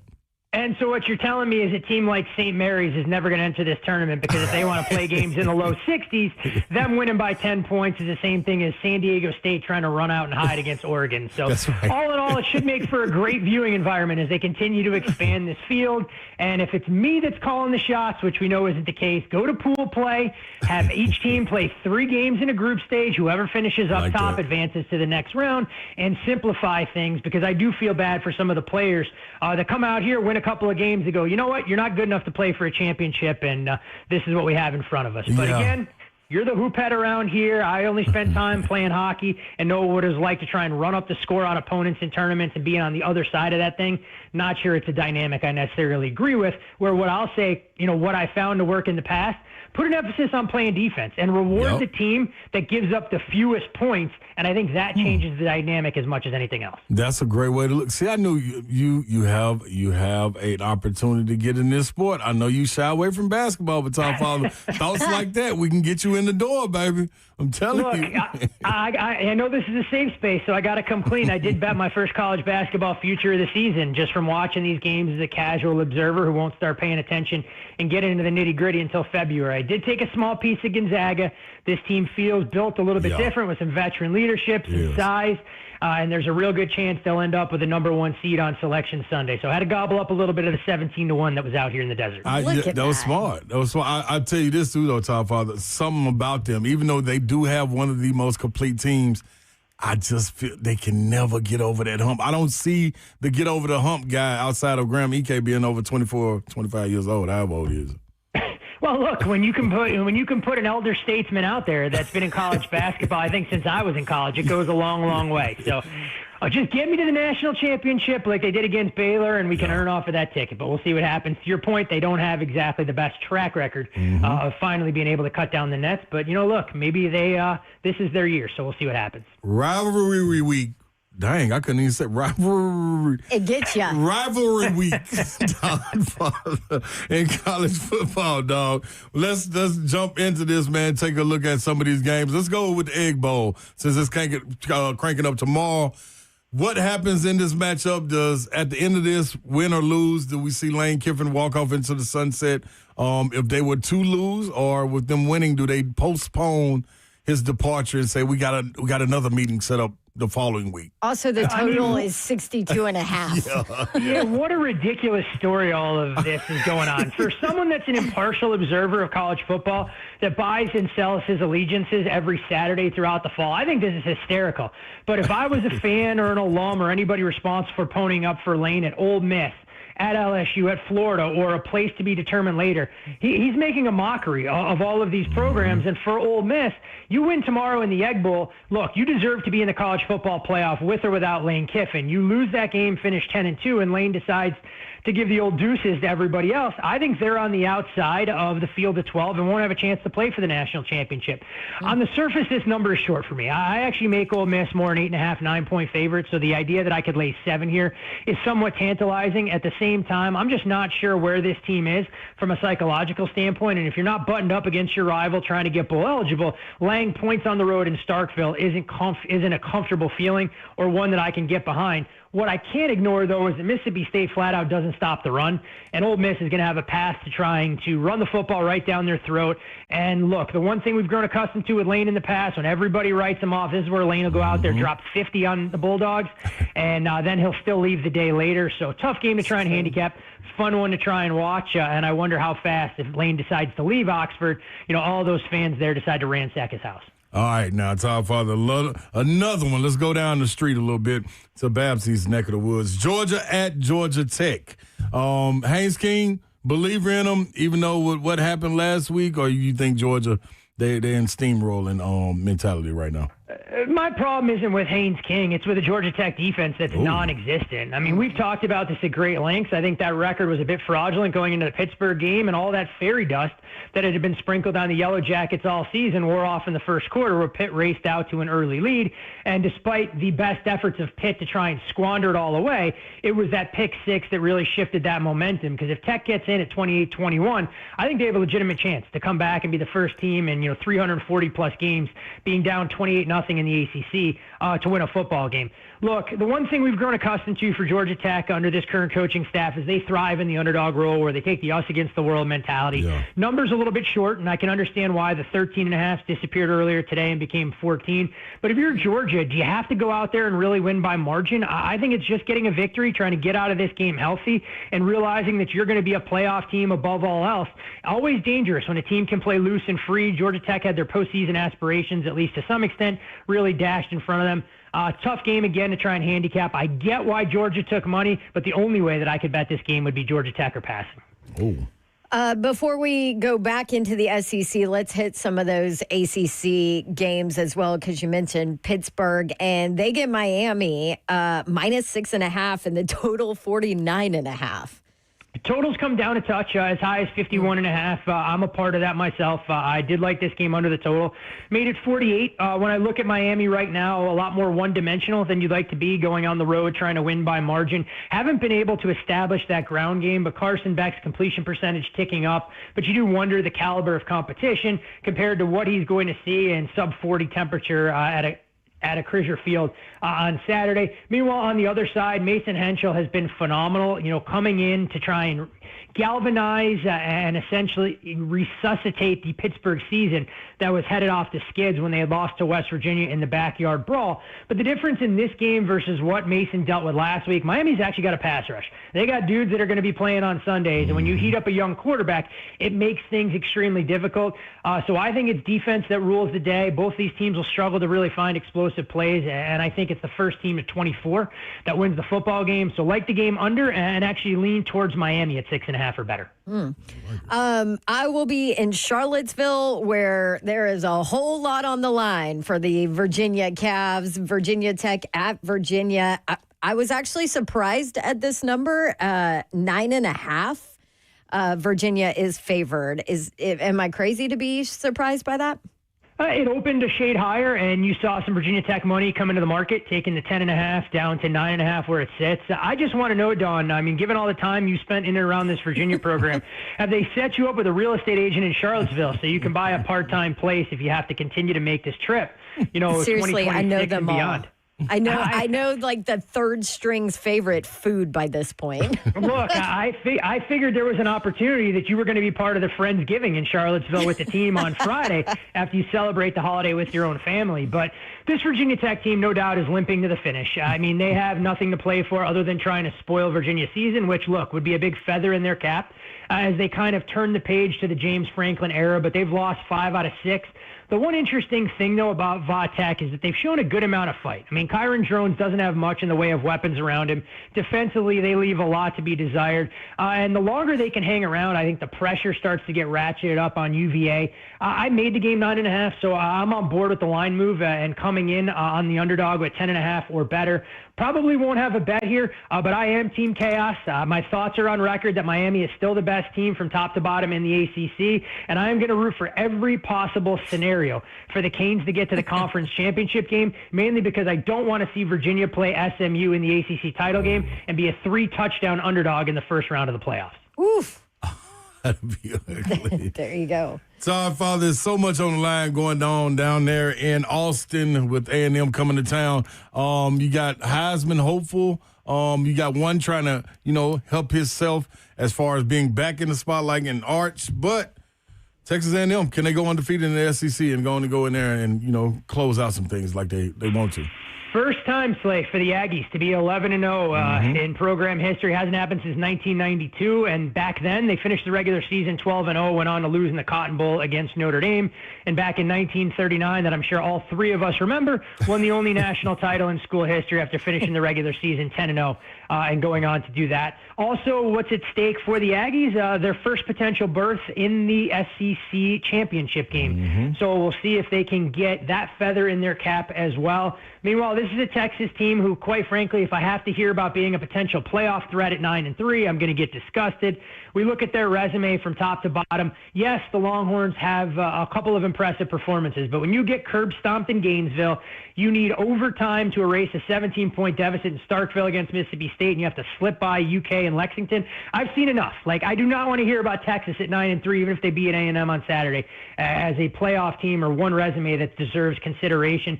This game, I know, is going to surprise some people with A&M only a 2.5 point favorite, but it's right in line kind of where I think the number should be set. Where I do think you find opportunity upside is looking to go over the total, although it did take some money today from 51.5 out to 52.5.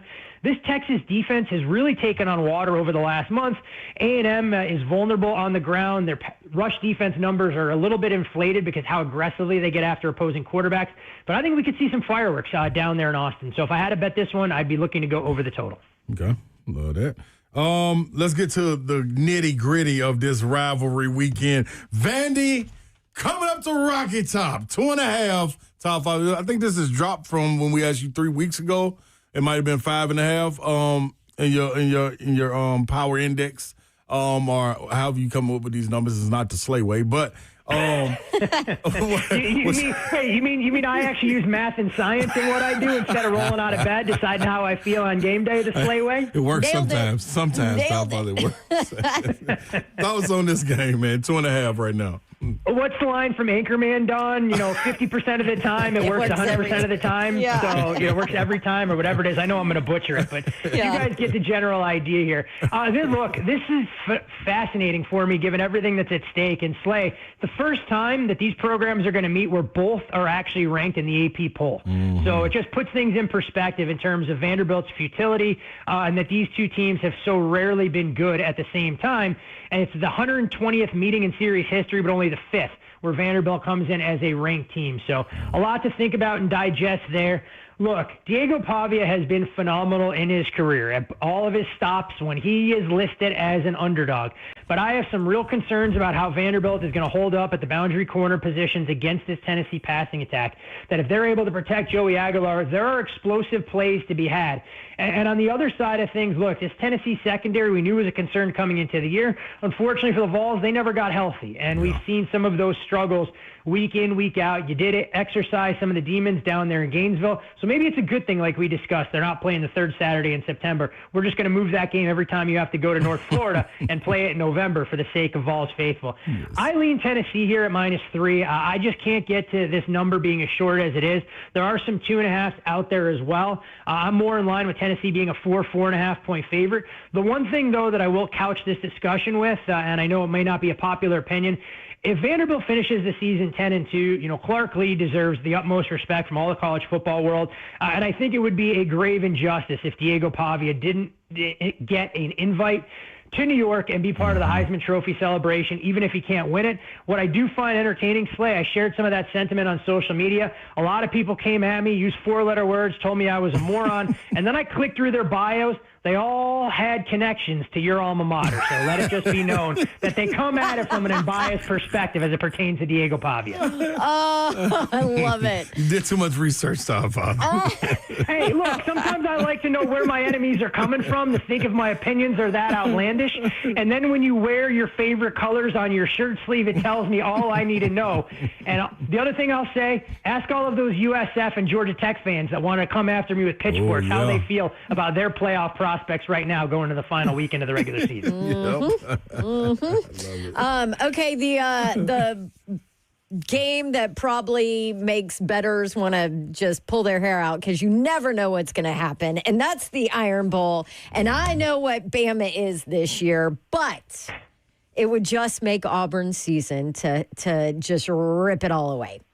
Look, and you guys would get bowl eligible with a win as well, which I don't think is any small feat given how tumultuous the campaign has been with the firing a few threes and the erratic performances, to say the least. But how much differently we view Auburn. If they're able to win that game on the road in Nashville against Vanderbilt, if they're able to hold on against Georgia and all of these other close calls.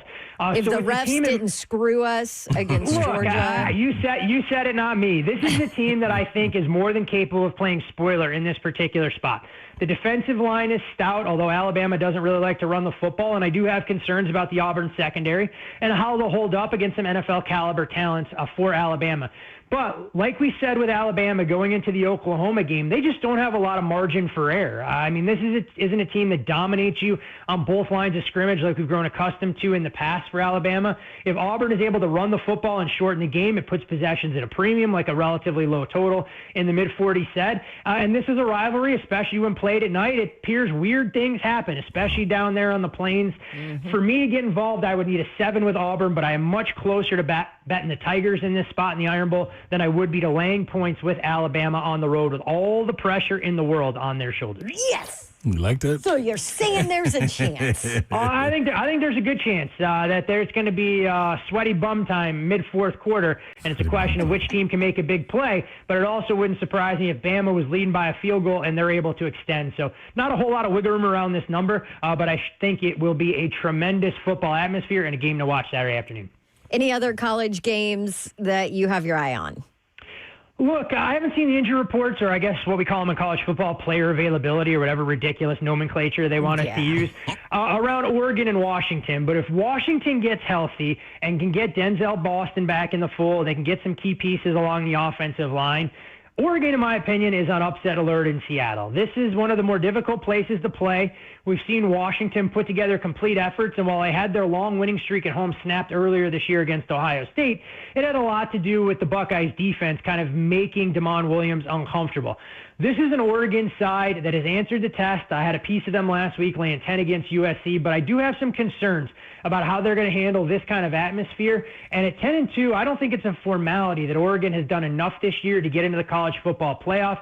These are the kind of off-the-radar rivalry games where one team has everything to lose and another can go in, play loose, and play spoiler that I think make this weekend so much fun as a fan. I think Washington is a very live underdog here, and I like the Huskies quite a bit, plus a 6.5.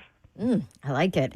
Just real quick, I want to point out the pesky Titans have covered in 3 straight now. Man, the money-making Titans. Yeah, is it going to be 4? In this business, you don't have to be a good football team. Every team has its price, and the Titans have bottomed out in the market and are continuing to line people's pockets with an ATS winning streak. And honestly, guys, I don't think it stops Sunday either. I like the Titans, plus the points against the Jags. This is the second straight road game for Jacksonville. Had to go to overtime to dispatch the Arizona Cardinals last week. And this Tennessee Titans run defense, when they have their big bodies along that D-line healthy, can make you a little bit more one-dimensional. If the Jags find themselves leaning into Trevor Lawrence and his erratic play, not a recipe for success for them to go out there and win by margin. The Jags also have a big-time look-ahead spot looming on deck against the Indianapolis Colts. I actually like what I saw from Cam Ward against one of the best defenses in the league last week. The fact they're allowing him to use his legs and play on schedule goes a long, long way. I know the final score wasn't as indicative of how that game went. I think Seattle was a little bit better than the 6-point margin, but I do think the Titans have been pesky, like the change in head coach, and think they're live this weekend to maybe even pull off the outright upset against the Jags. What? Wow. There you go, Slay. Okay, man. I like it, Furman. All right with the top five. The top five, the great under pick this weekend. At the Slay Casino, I got the Titans plus 14.5 because you get 8 free points when Slay's handicapping these games. This is very true. Free. See, you're figuring it out, top five. That's what I'm talking about, man. Enjoy your holidays. Happy Thanksgiving to you and the fam, top five. Don't eat too much turkey. And go over there and support the Volunteers in your city. Well, you know what, Slay? It'd have been nice, knowing a guy that's a legend and an icon. I knew you were going to do that. I knew you were going to do that. Who goes, you know what? I'm not able to be out there, but I'm going to extend the courtesy. I'm going to call up Vol Nation. I'm going to get you courtside. I don't get a phone call. I don't get a text. I don't get an email. And then I get this. Go out there and support them when they play for a bronze medal. I'm not getting out of my office to go watch that garbage. Championship game, different story. But you know what? You guys can take whatever's on the line, that $250,000, and allow blue blood programs in Gonzaga and Michigan to play for that $1 million instead. Top five, you know what's even better about that? I have a Galaxy phone. The Vols, when they won the game in the locker room, guess who they were trying to FaceTime? Trying to FaceTime you? Trying to FaceTime me, but I don't have an Apple. Well, look, that's where the NIL dollars can go a long way. Where you have your day-to-day phone and you have your Vol Nation bat phone that if they want to be able to FaceTime you at a moment's notice, if it's 2 in the afternoon, it's 2 a.m., that there you are like Commissioner Gordon. They put that bat signal up in the air and their Slay is answering at bedside going, yeah, boys, what do we got to discuss now when you're leaving the table? So you can dispel a little bit of gambling advice for the guys that are of age out here in the desert. That's right. I appreciate it, Top Father, man. Enjoy your weekend, dog. Hey, always a pleasure. Have a happy and healthy Thanksgiving. Not only you guys, the mayor who's not with us today with the day off, but of course all the listeners that I have the privilege of interacting with every single day throughout football season, and love to tell me how big a moron I actually am. We love you, Furman. Thank you. I love how he pointed out. Guess what was in all their profiles? Right. Vols. You gotta love that, man. All right, quick break, but we'll be right back after this. 3HL 104.5 The Zone.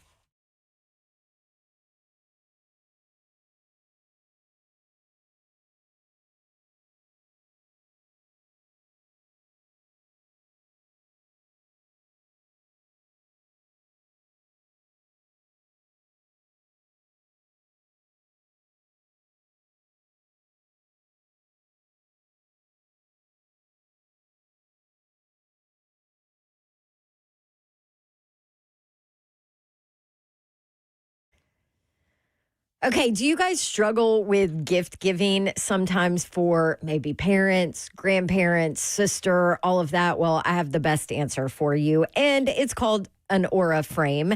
The answer to every holiday gifting moment, because here's the deal. You want something to be personal, not too over the top, and you want it to be pretty simple, right? To gift. That's exactly what Aura frame is. And I actually gifted an Aura frame to my parents last year, and it's been awesome. So what it is basically a frame. You can download the Aura app. You connect to Wi-Fi. You can add pictures, videos, keep adding from anywhere and everywhere. And then the person has their frame at their house. My parents live far away. And so they immediately get all these updated pictures of the grandkids and the dogs and the house and all the things. And they absolutely love it. It is a great holiday gift. And for a limited time, you can save on an Aura frame.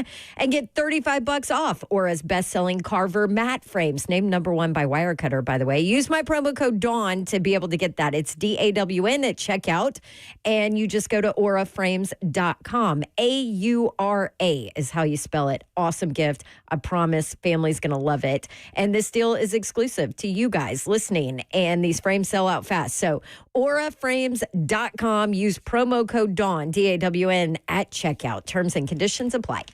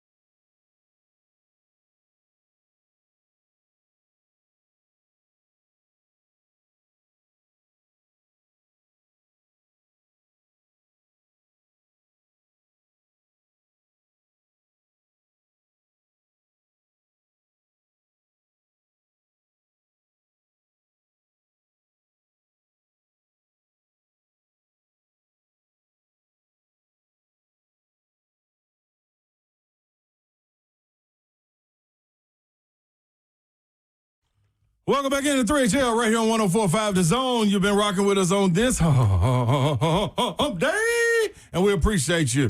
Hope you all got us on the YouTube stream in your house right now while you're prepping all your food and cleaning up the house or yelling at the kids, whatever it is. You should have us on right here on the F&M Make Check, Facebook, YouTube, Twitter, and Twitch. Twitch, please. That's right, Babsy. And Babsy got a question for you. Since we just talked you about, have a question for I got me? a question for you. Hey, real quick, shout out to Zeph because he made a pumpkin pie last night and brought me a piece, and it was amazing. Really? I tried. So I'm in charge of dessert for our Friendsgiving. Yeah. So he was like, does anybody want some pumpkin pie? I did a test run. And I'm like, yeah, I want the whole thing to pass off as my own. Like, I made it. So just bring the whole thing. But he's like, I already ate a couple You slices. still could have just said, I took a slice to sample it for everybody and gave it to everybody. I can give you what's like left of it. It's like a little less than half. Yeah, that might look bad showing up with that. But Hey, here's half a pie. Sorry. Should just baked one more last night, Zeph. I know. No, tonight I'm baking the one I'm taking to my family and a pecan pie. Pecan pies are too sweet for me. Look at that. He's just Betty freaking Crocker. I did not make the crust. That's too much of a hassle. So I did get a pre-made crust. Oh, okay. Give me your plate, Babsy. What does your plate look like? You get For Thanksgiving? a meat and 3 to 4 sides. What does your plate look like for Thanksgiving? Turkey with extra gravy. Okay. Gravy. Gravy on the turkey Extra and then gravy. extra more gravy? Yeah. Is As a gravy side? one of your sides? Yeah. You gonna drink the I gravy? respect it 100%. Yeah. Oh, you a G. I respect that 100%. Yeah. I respect that so I do much. too, man. That's so gangster. I love that, Babsy. Hell yeah. Babsy just want gravy as a side. You just need you instead of just taking the gravy boat and pouring a little on, you just take the gravy boat. Yeah. And, Hey, you and like do me. you feel like you're like we're always short on gravy at Thanksgiving? Like it's always, never you're enough. always running out of gravy. Well, it's probably because someone That's like good. you is pouring it on the plate as a Exactly, side. Babsy. that might be part just of your it, yeah. home, Babs. It's you. Yeah, and then what do you call it? Dressing, stuffing. Dressing, I know yep. there's like a difference, Yeah, but I'm a whatever. dressing guy, yep. I will pile my entire plate up with that stuff. Really? Yes, and then mix it with the gravy side. That's pretty And then mashed potatoes okay. and With gravy. Yes, with gravy Even more gravy. and peas. Peas? Peas, Okay. and that's it. I don't want anything else. I've never heard peas on the starting five. Mashed potatoes and peas is a underrated combo. It is. Because Yeah, you use for the a baby. No, because you use the mashed potatoes to pick up the peas. I'm telling you, I haven't had peas on Thanksgiving. Typically, it's green beans. Okay, give us yours, Zeph. What's your starting five? then? Turkey with gravy, Okay. mac and cheese. Can't forget mac and cheese. Mm-hmm. Mashed potatoes with gravy, dressing, and if we go a fourth, green beans. Get a little green in there. Okay. See, Zeph, you about and Zeph you? both, y'all got so many starches on y'all plate. Oh, I'm all starch. You listen. I wanted to put. Like I wanted I'm to so put me tired to at sleep. the end Now, of the y'all day. both going to sleep after this. Yeah. Like, And then add in the wine. Oh yeah. And so mine is turkey dressing. Is it fried turkey? Do y'all Yeah, fry? fried turkey. Yep. My barber, shout out to Tim, man. He should be doing it right now. Matter of fact. Turkey, dressing, greens, turnip What are or greens? collards. Turnip greens or collard greens. What's the difference? One is more crunchy and chewy. The other one's softer. Okay, collard's softer, right? No, collards is Turnip harder. is- Turnip is turnips softer. is softer. Yep, you cook them softer. Don't worry, I'm bringing some. Sweet potatoes or yams, either one, however you want it. And mac and cheese. And I get my own bowl of cranberry sauce, the ocean spray out the can kind. You don't like the can kind? I love the I can. love the can. The Yeah. can is the I way don't to want go. to. Don't bring me nothing with Slice those it. little cranberries, chunks of Nope. Oh, Bring me yeah, the no, slice. no. You don't want that homemade. No, crap. hell no. I don't want that. No. I like the canned Yeah. cheap. And I want it cold. Yes. And I'm bringing I want my own. You want it jiggling on the little plate. That's, dump you it better on. believe it. Yeah. Like you open the can and you just pour it out. You don't even slice And it. it Yeah, still, just- and it It's still right looks there. like it still the looks like the the can. suction That's what noise and you everything. want. That's right. I want the little lines on it. That's Yep, right. exactly. That's me. Yeah. So there you go. Mm-hmm. There you go. What about what's your go-to dessert? Thanksgiving dessert. Go-to dessert is either chest pie or we usually always get a nothing bundt cake from nothing bundt cake. A red I meant to say a red velvet cake from nothing bundt cakes because they put the little chocolate chips. Oh it's good. Yeah. God, it's so good. I wish I could order extra chocolate chips in it. Yeah. But that's my go-to. Well, banana pudding. Oh yeah. And I always start with deviled For eggs. I eat a tray of deviled eggs. Hell yeah. Yeah. Oh, I love some deviled like eggs. they better hide they're them for done me. right. Yeah, they hide them for I me. told Slay, I was like, what I do is I get a little bit of everything, and he's like, well, you got too much on a plate. I was like, Slay, you have 2 hands, 2 plates. Zeph, I Okay, want to see that's Zeph's G. little body, That's man. OG. Yeah, that's every bit of it. Because So like much. the sides are what make Thanksgiving, and No question. there's too many good sides. It's true. So you Yep. can't just like not get I something. mean, because I there's no could room on your literally plate. do without the turkey and just do a Yeah. plate of sides. I'd be happy. I ain't messed up with that. I love to get. We got something called giblet gravy with the eggs and the little. Oh yeah, where you put all the crap in it. Yeah.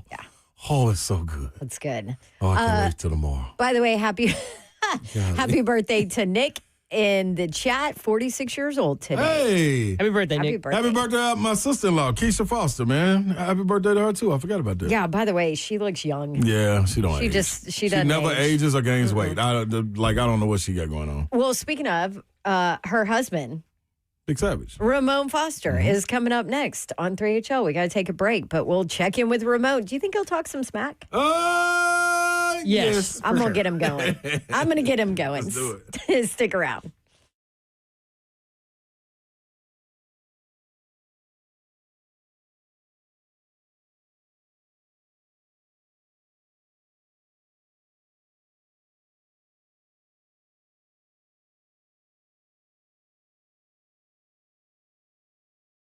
If you need workspace, short-term, long-term, whatever you need, maybe you need meeting space to get some colleagues together in a centralized location, eSpaces is there for you. eSpaces.com, that's eSpaces.com, 15 locations, including two new Middle Tennessee locations, one at Cool Springs at Corporate Center, one at Brentwood, in Brentwood at City Park.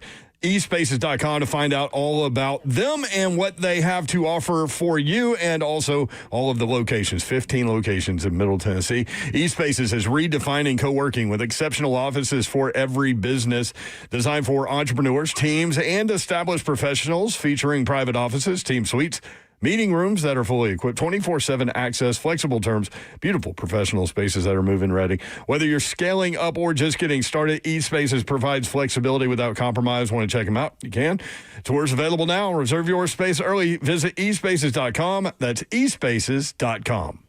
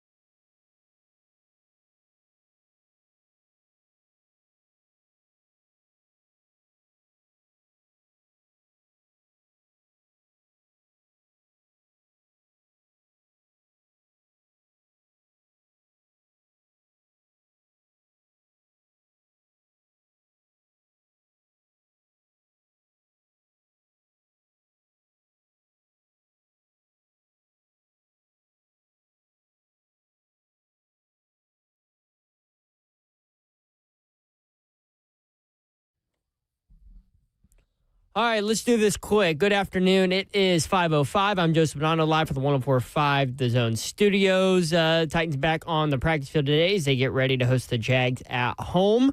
We'll talk more about that next week after the game. Number 17, Tennessee basketball is set to face off against Kansas tonight in the third-place game of the Players Era Festival in Las Vegas. Tip-off at 6. Vol Network coverage starts at 5:30, right after 3HL. For our foundation repair, whatever needs, you need to visit USSTN.com. Breaking news at once, and your home for the Titans and Vols. This is 104.5 The Zone.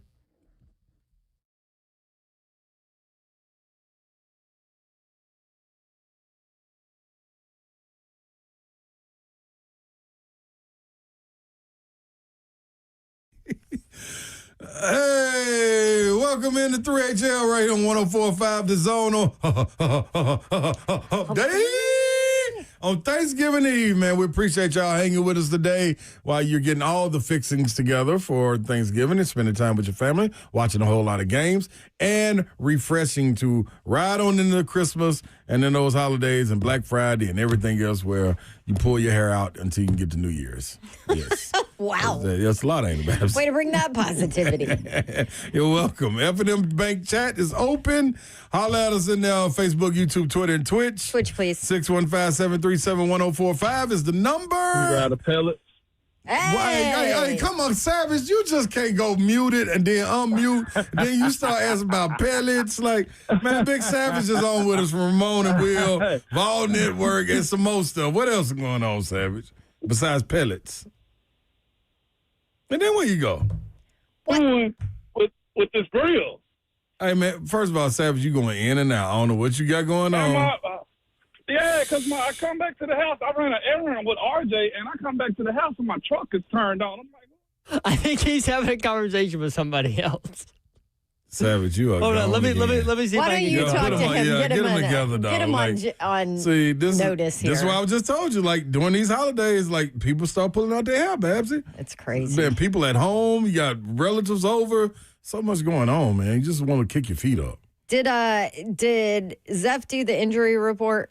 No, do that for us, Zeph. We forgot about that. I can do it real quick. Do it, Babsy. Ramon's back, by the way. Oh, he's back. Let him just sit there. Get it to I'm him, back. Babsy. No, you just sit there, Savage. You on time out for a second, man. What's going on? my bad. Take that and get it out the way.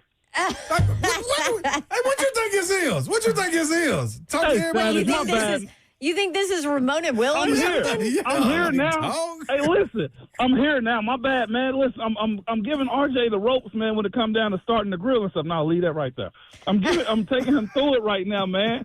Listen, I had my chimney that I started up with my charcoal in it, okay? Yeah. So when I was transferring the charcoal over to the green egg, some of those coals fell out, and I don't need anybody stepping on hot coals out here. This ain't a fraternity initiation right here, okay? We're good.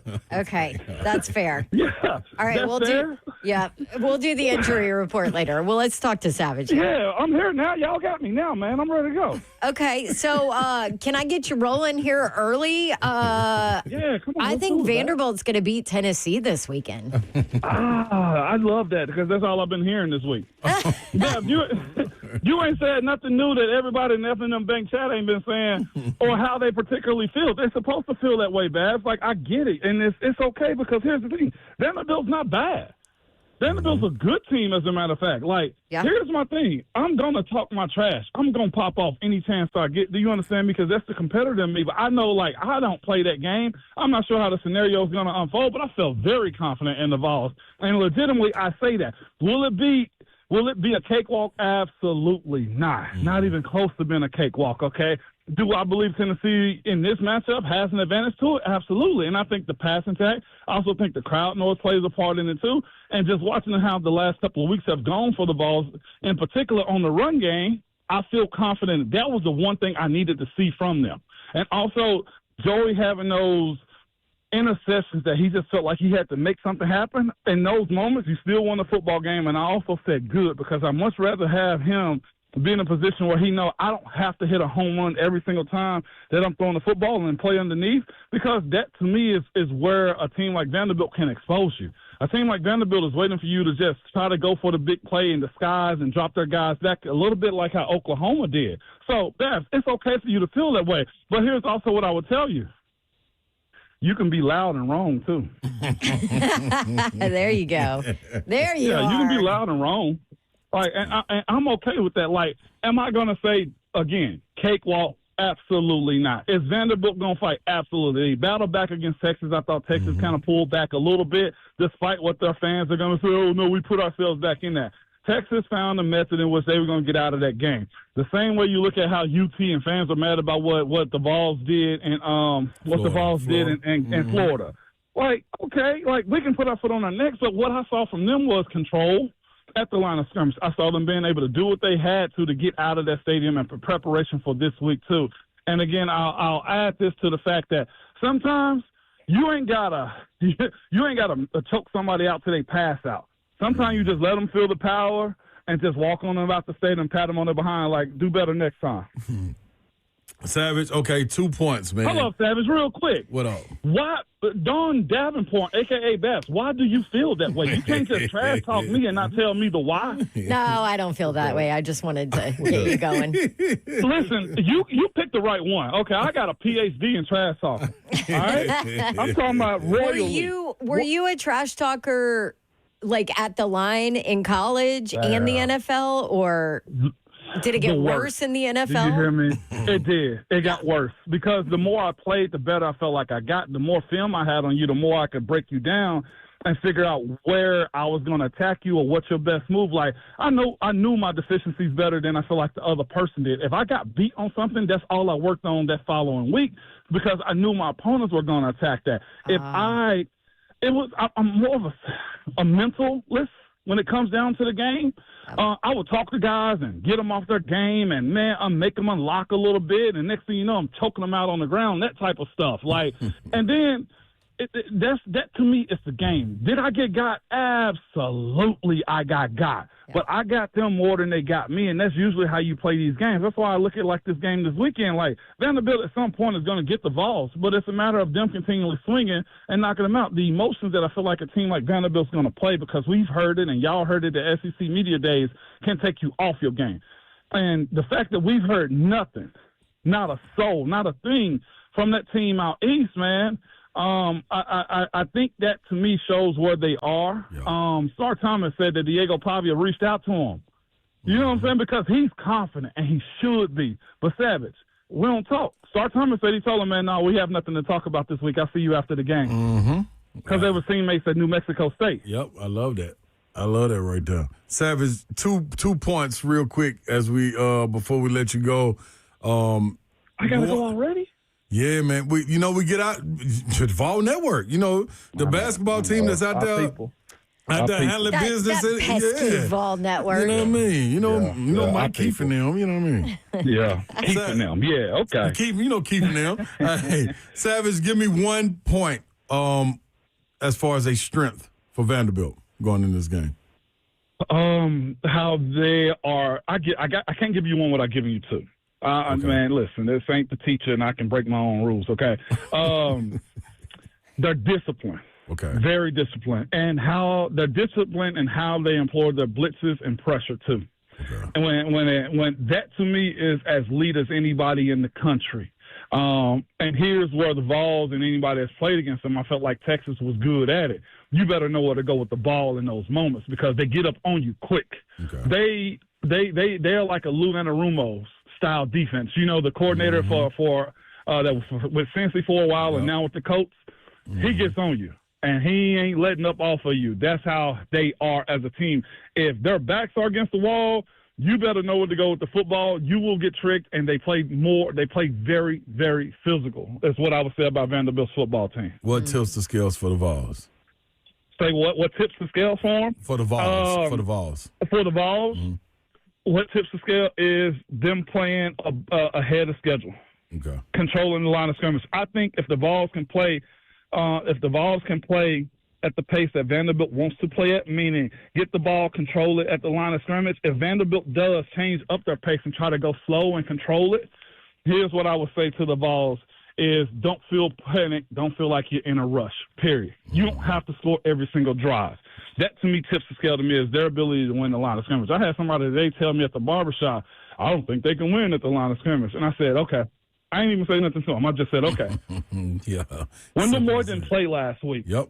He didn't play last week. Having him back and having the ability to pull and pin and play the way he does too, I think they have a better offensive line and ability to protect what's the name, Joey Aguilar. Yeah. Just sweep that. All right, Savage, man. Happy Thanksgiving, man. Love you, dog. Take care of the fam. Love y'all, too. Hey, man, give a big hug to sister-in-law, Big Keish. Happy birthday, on her Keish. birthday, Yeah, you know what I mean? man. Oh, brother, little Bought it boo thing. today. Ain't nobody but brother, little boo thing. That's all it is. By the way, I was getting out the truck whenever Zeph called me, man. I just want you to know I was banging down the block in your nephew's truck. I'm talking about base on 10. Do you hear me? I know he was riding with you, Base smiling on from ear 10. to ear, too, man.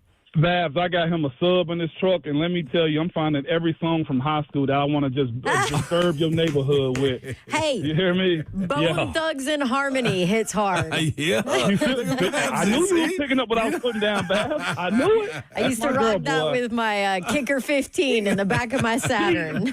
Even Babs had a Kicker 15. Hey, I man. knew you had a little hood ratchetness in you, girl. You know it's there. You know it's there, Savage. Don't let, man, I knew it.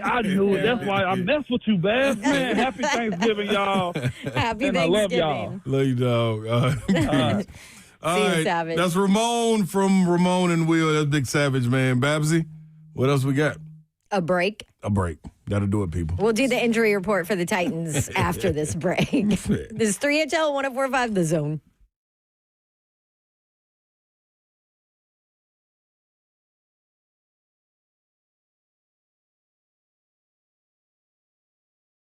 All right, y'all, it's that time. MedicalHouseCalls.com coming to your door directly to make sure you get over all those little pains and sicknesses there that you can get over the weekend, over these holidays, people coming in and out of your house, kids going to school, getting out of school, weather changing, so many different things. You don't have the opportunity or time to go to your primary health care, urgent care, or any of those people. Just have it come to your house. They knock on your door and they're right there with you. It's easy. All you got to do is set up a call or text Medical House Calls. That's right. You can text them to book your visit, and then the medical providers are right there at your door ASAP, getting you right back into the game. It's 7 days a week, Monday through Sunday, 7 a.m. to 8 p.m. The number, 615-838-2375.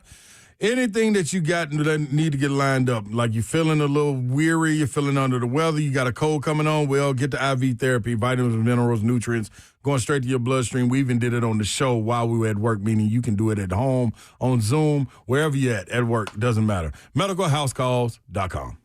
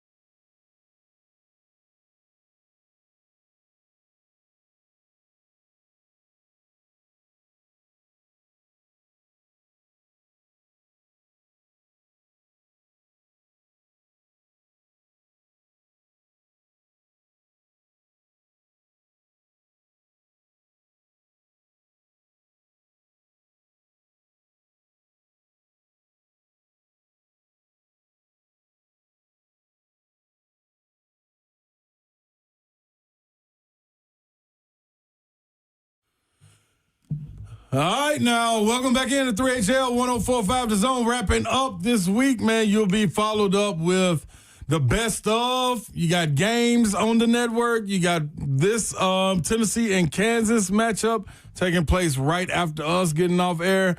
Big matchup as far as blue blood versus, I ain't going to say new blood, but Tennessee.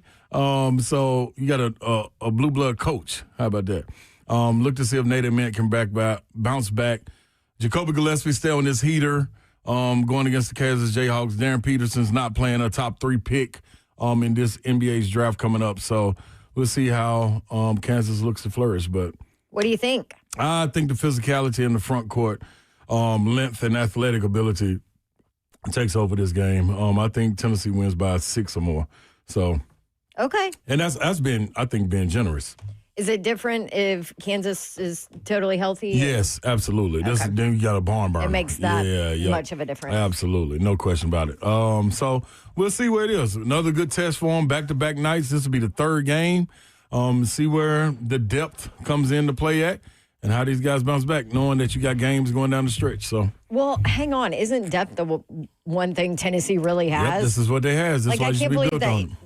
Barnes has been able to keep all these guys. It's crazy. It's crazy to be able to retain it, man. Yeah. Well, good people, stay tuned for the Vol Network coming on after us. And from 3HL, myself, Babsy, Zelf, Yoro, man, we appreciate you guys. Thankful for you all. Enjoy your Thanksgiving. Babs, you got some words for the people? Yes. Thankful for all of you. Be safe out there. Enjoy family. Don't talk politics. Got you covered. That's it right now. Good night. God bless you. See ya. See ya. See ya. Wouldn't want to be ya. Let you get the shout out. Hey, listen, I messed it up. So, good night. God bless you. You don't know the rest. I don't know. See hey, ya. man. Wouldn't want to be here. Let's you get a shout out to all our listeners, man. Thankful for you guys, man. Appreciate y'all. Love y'all. Enjoy your holidays. Also, go Vols beat Vandy.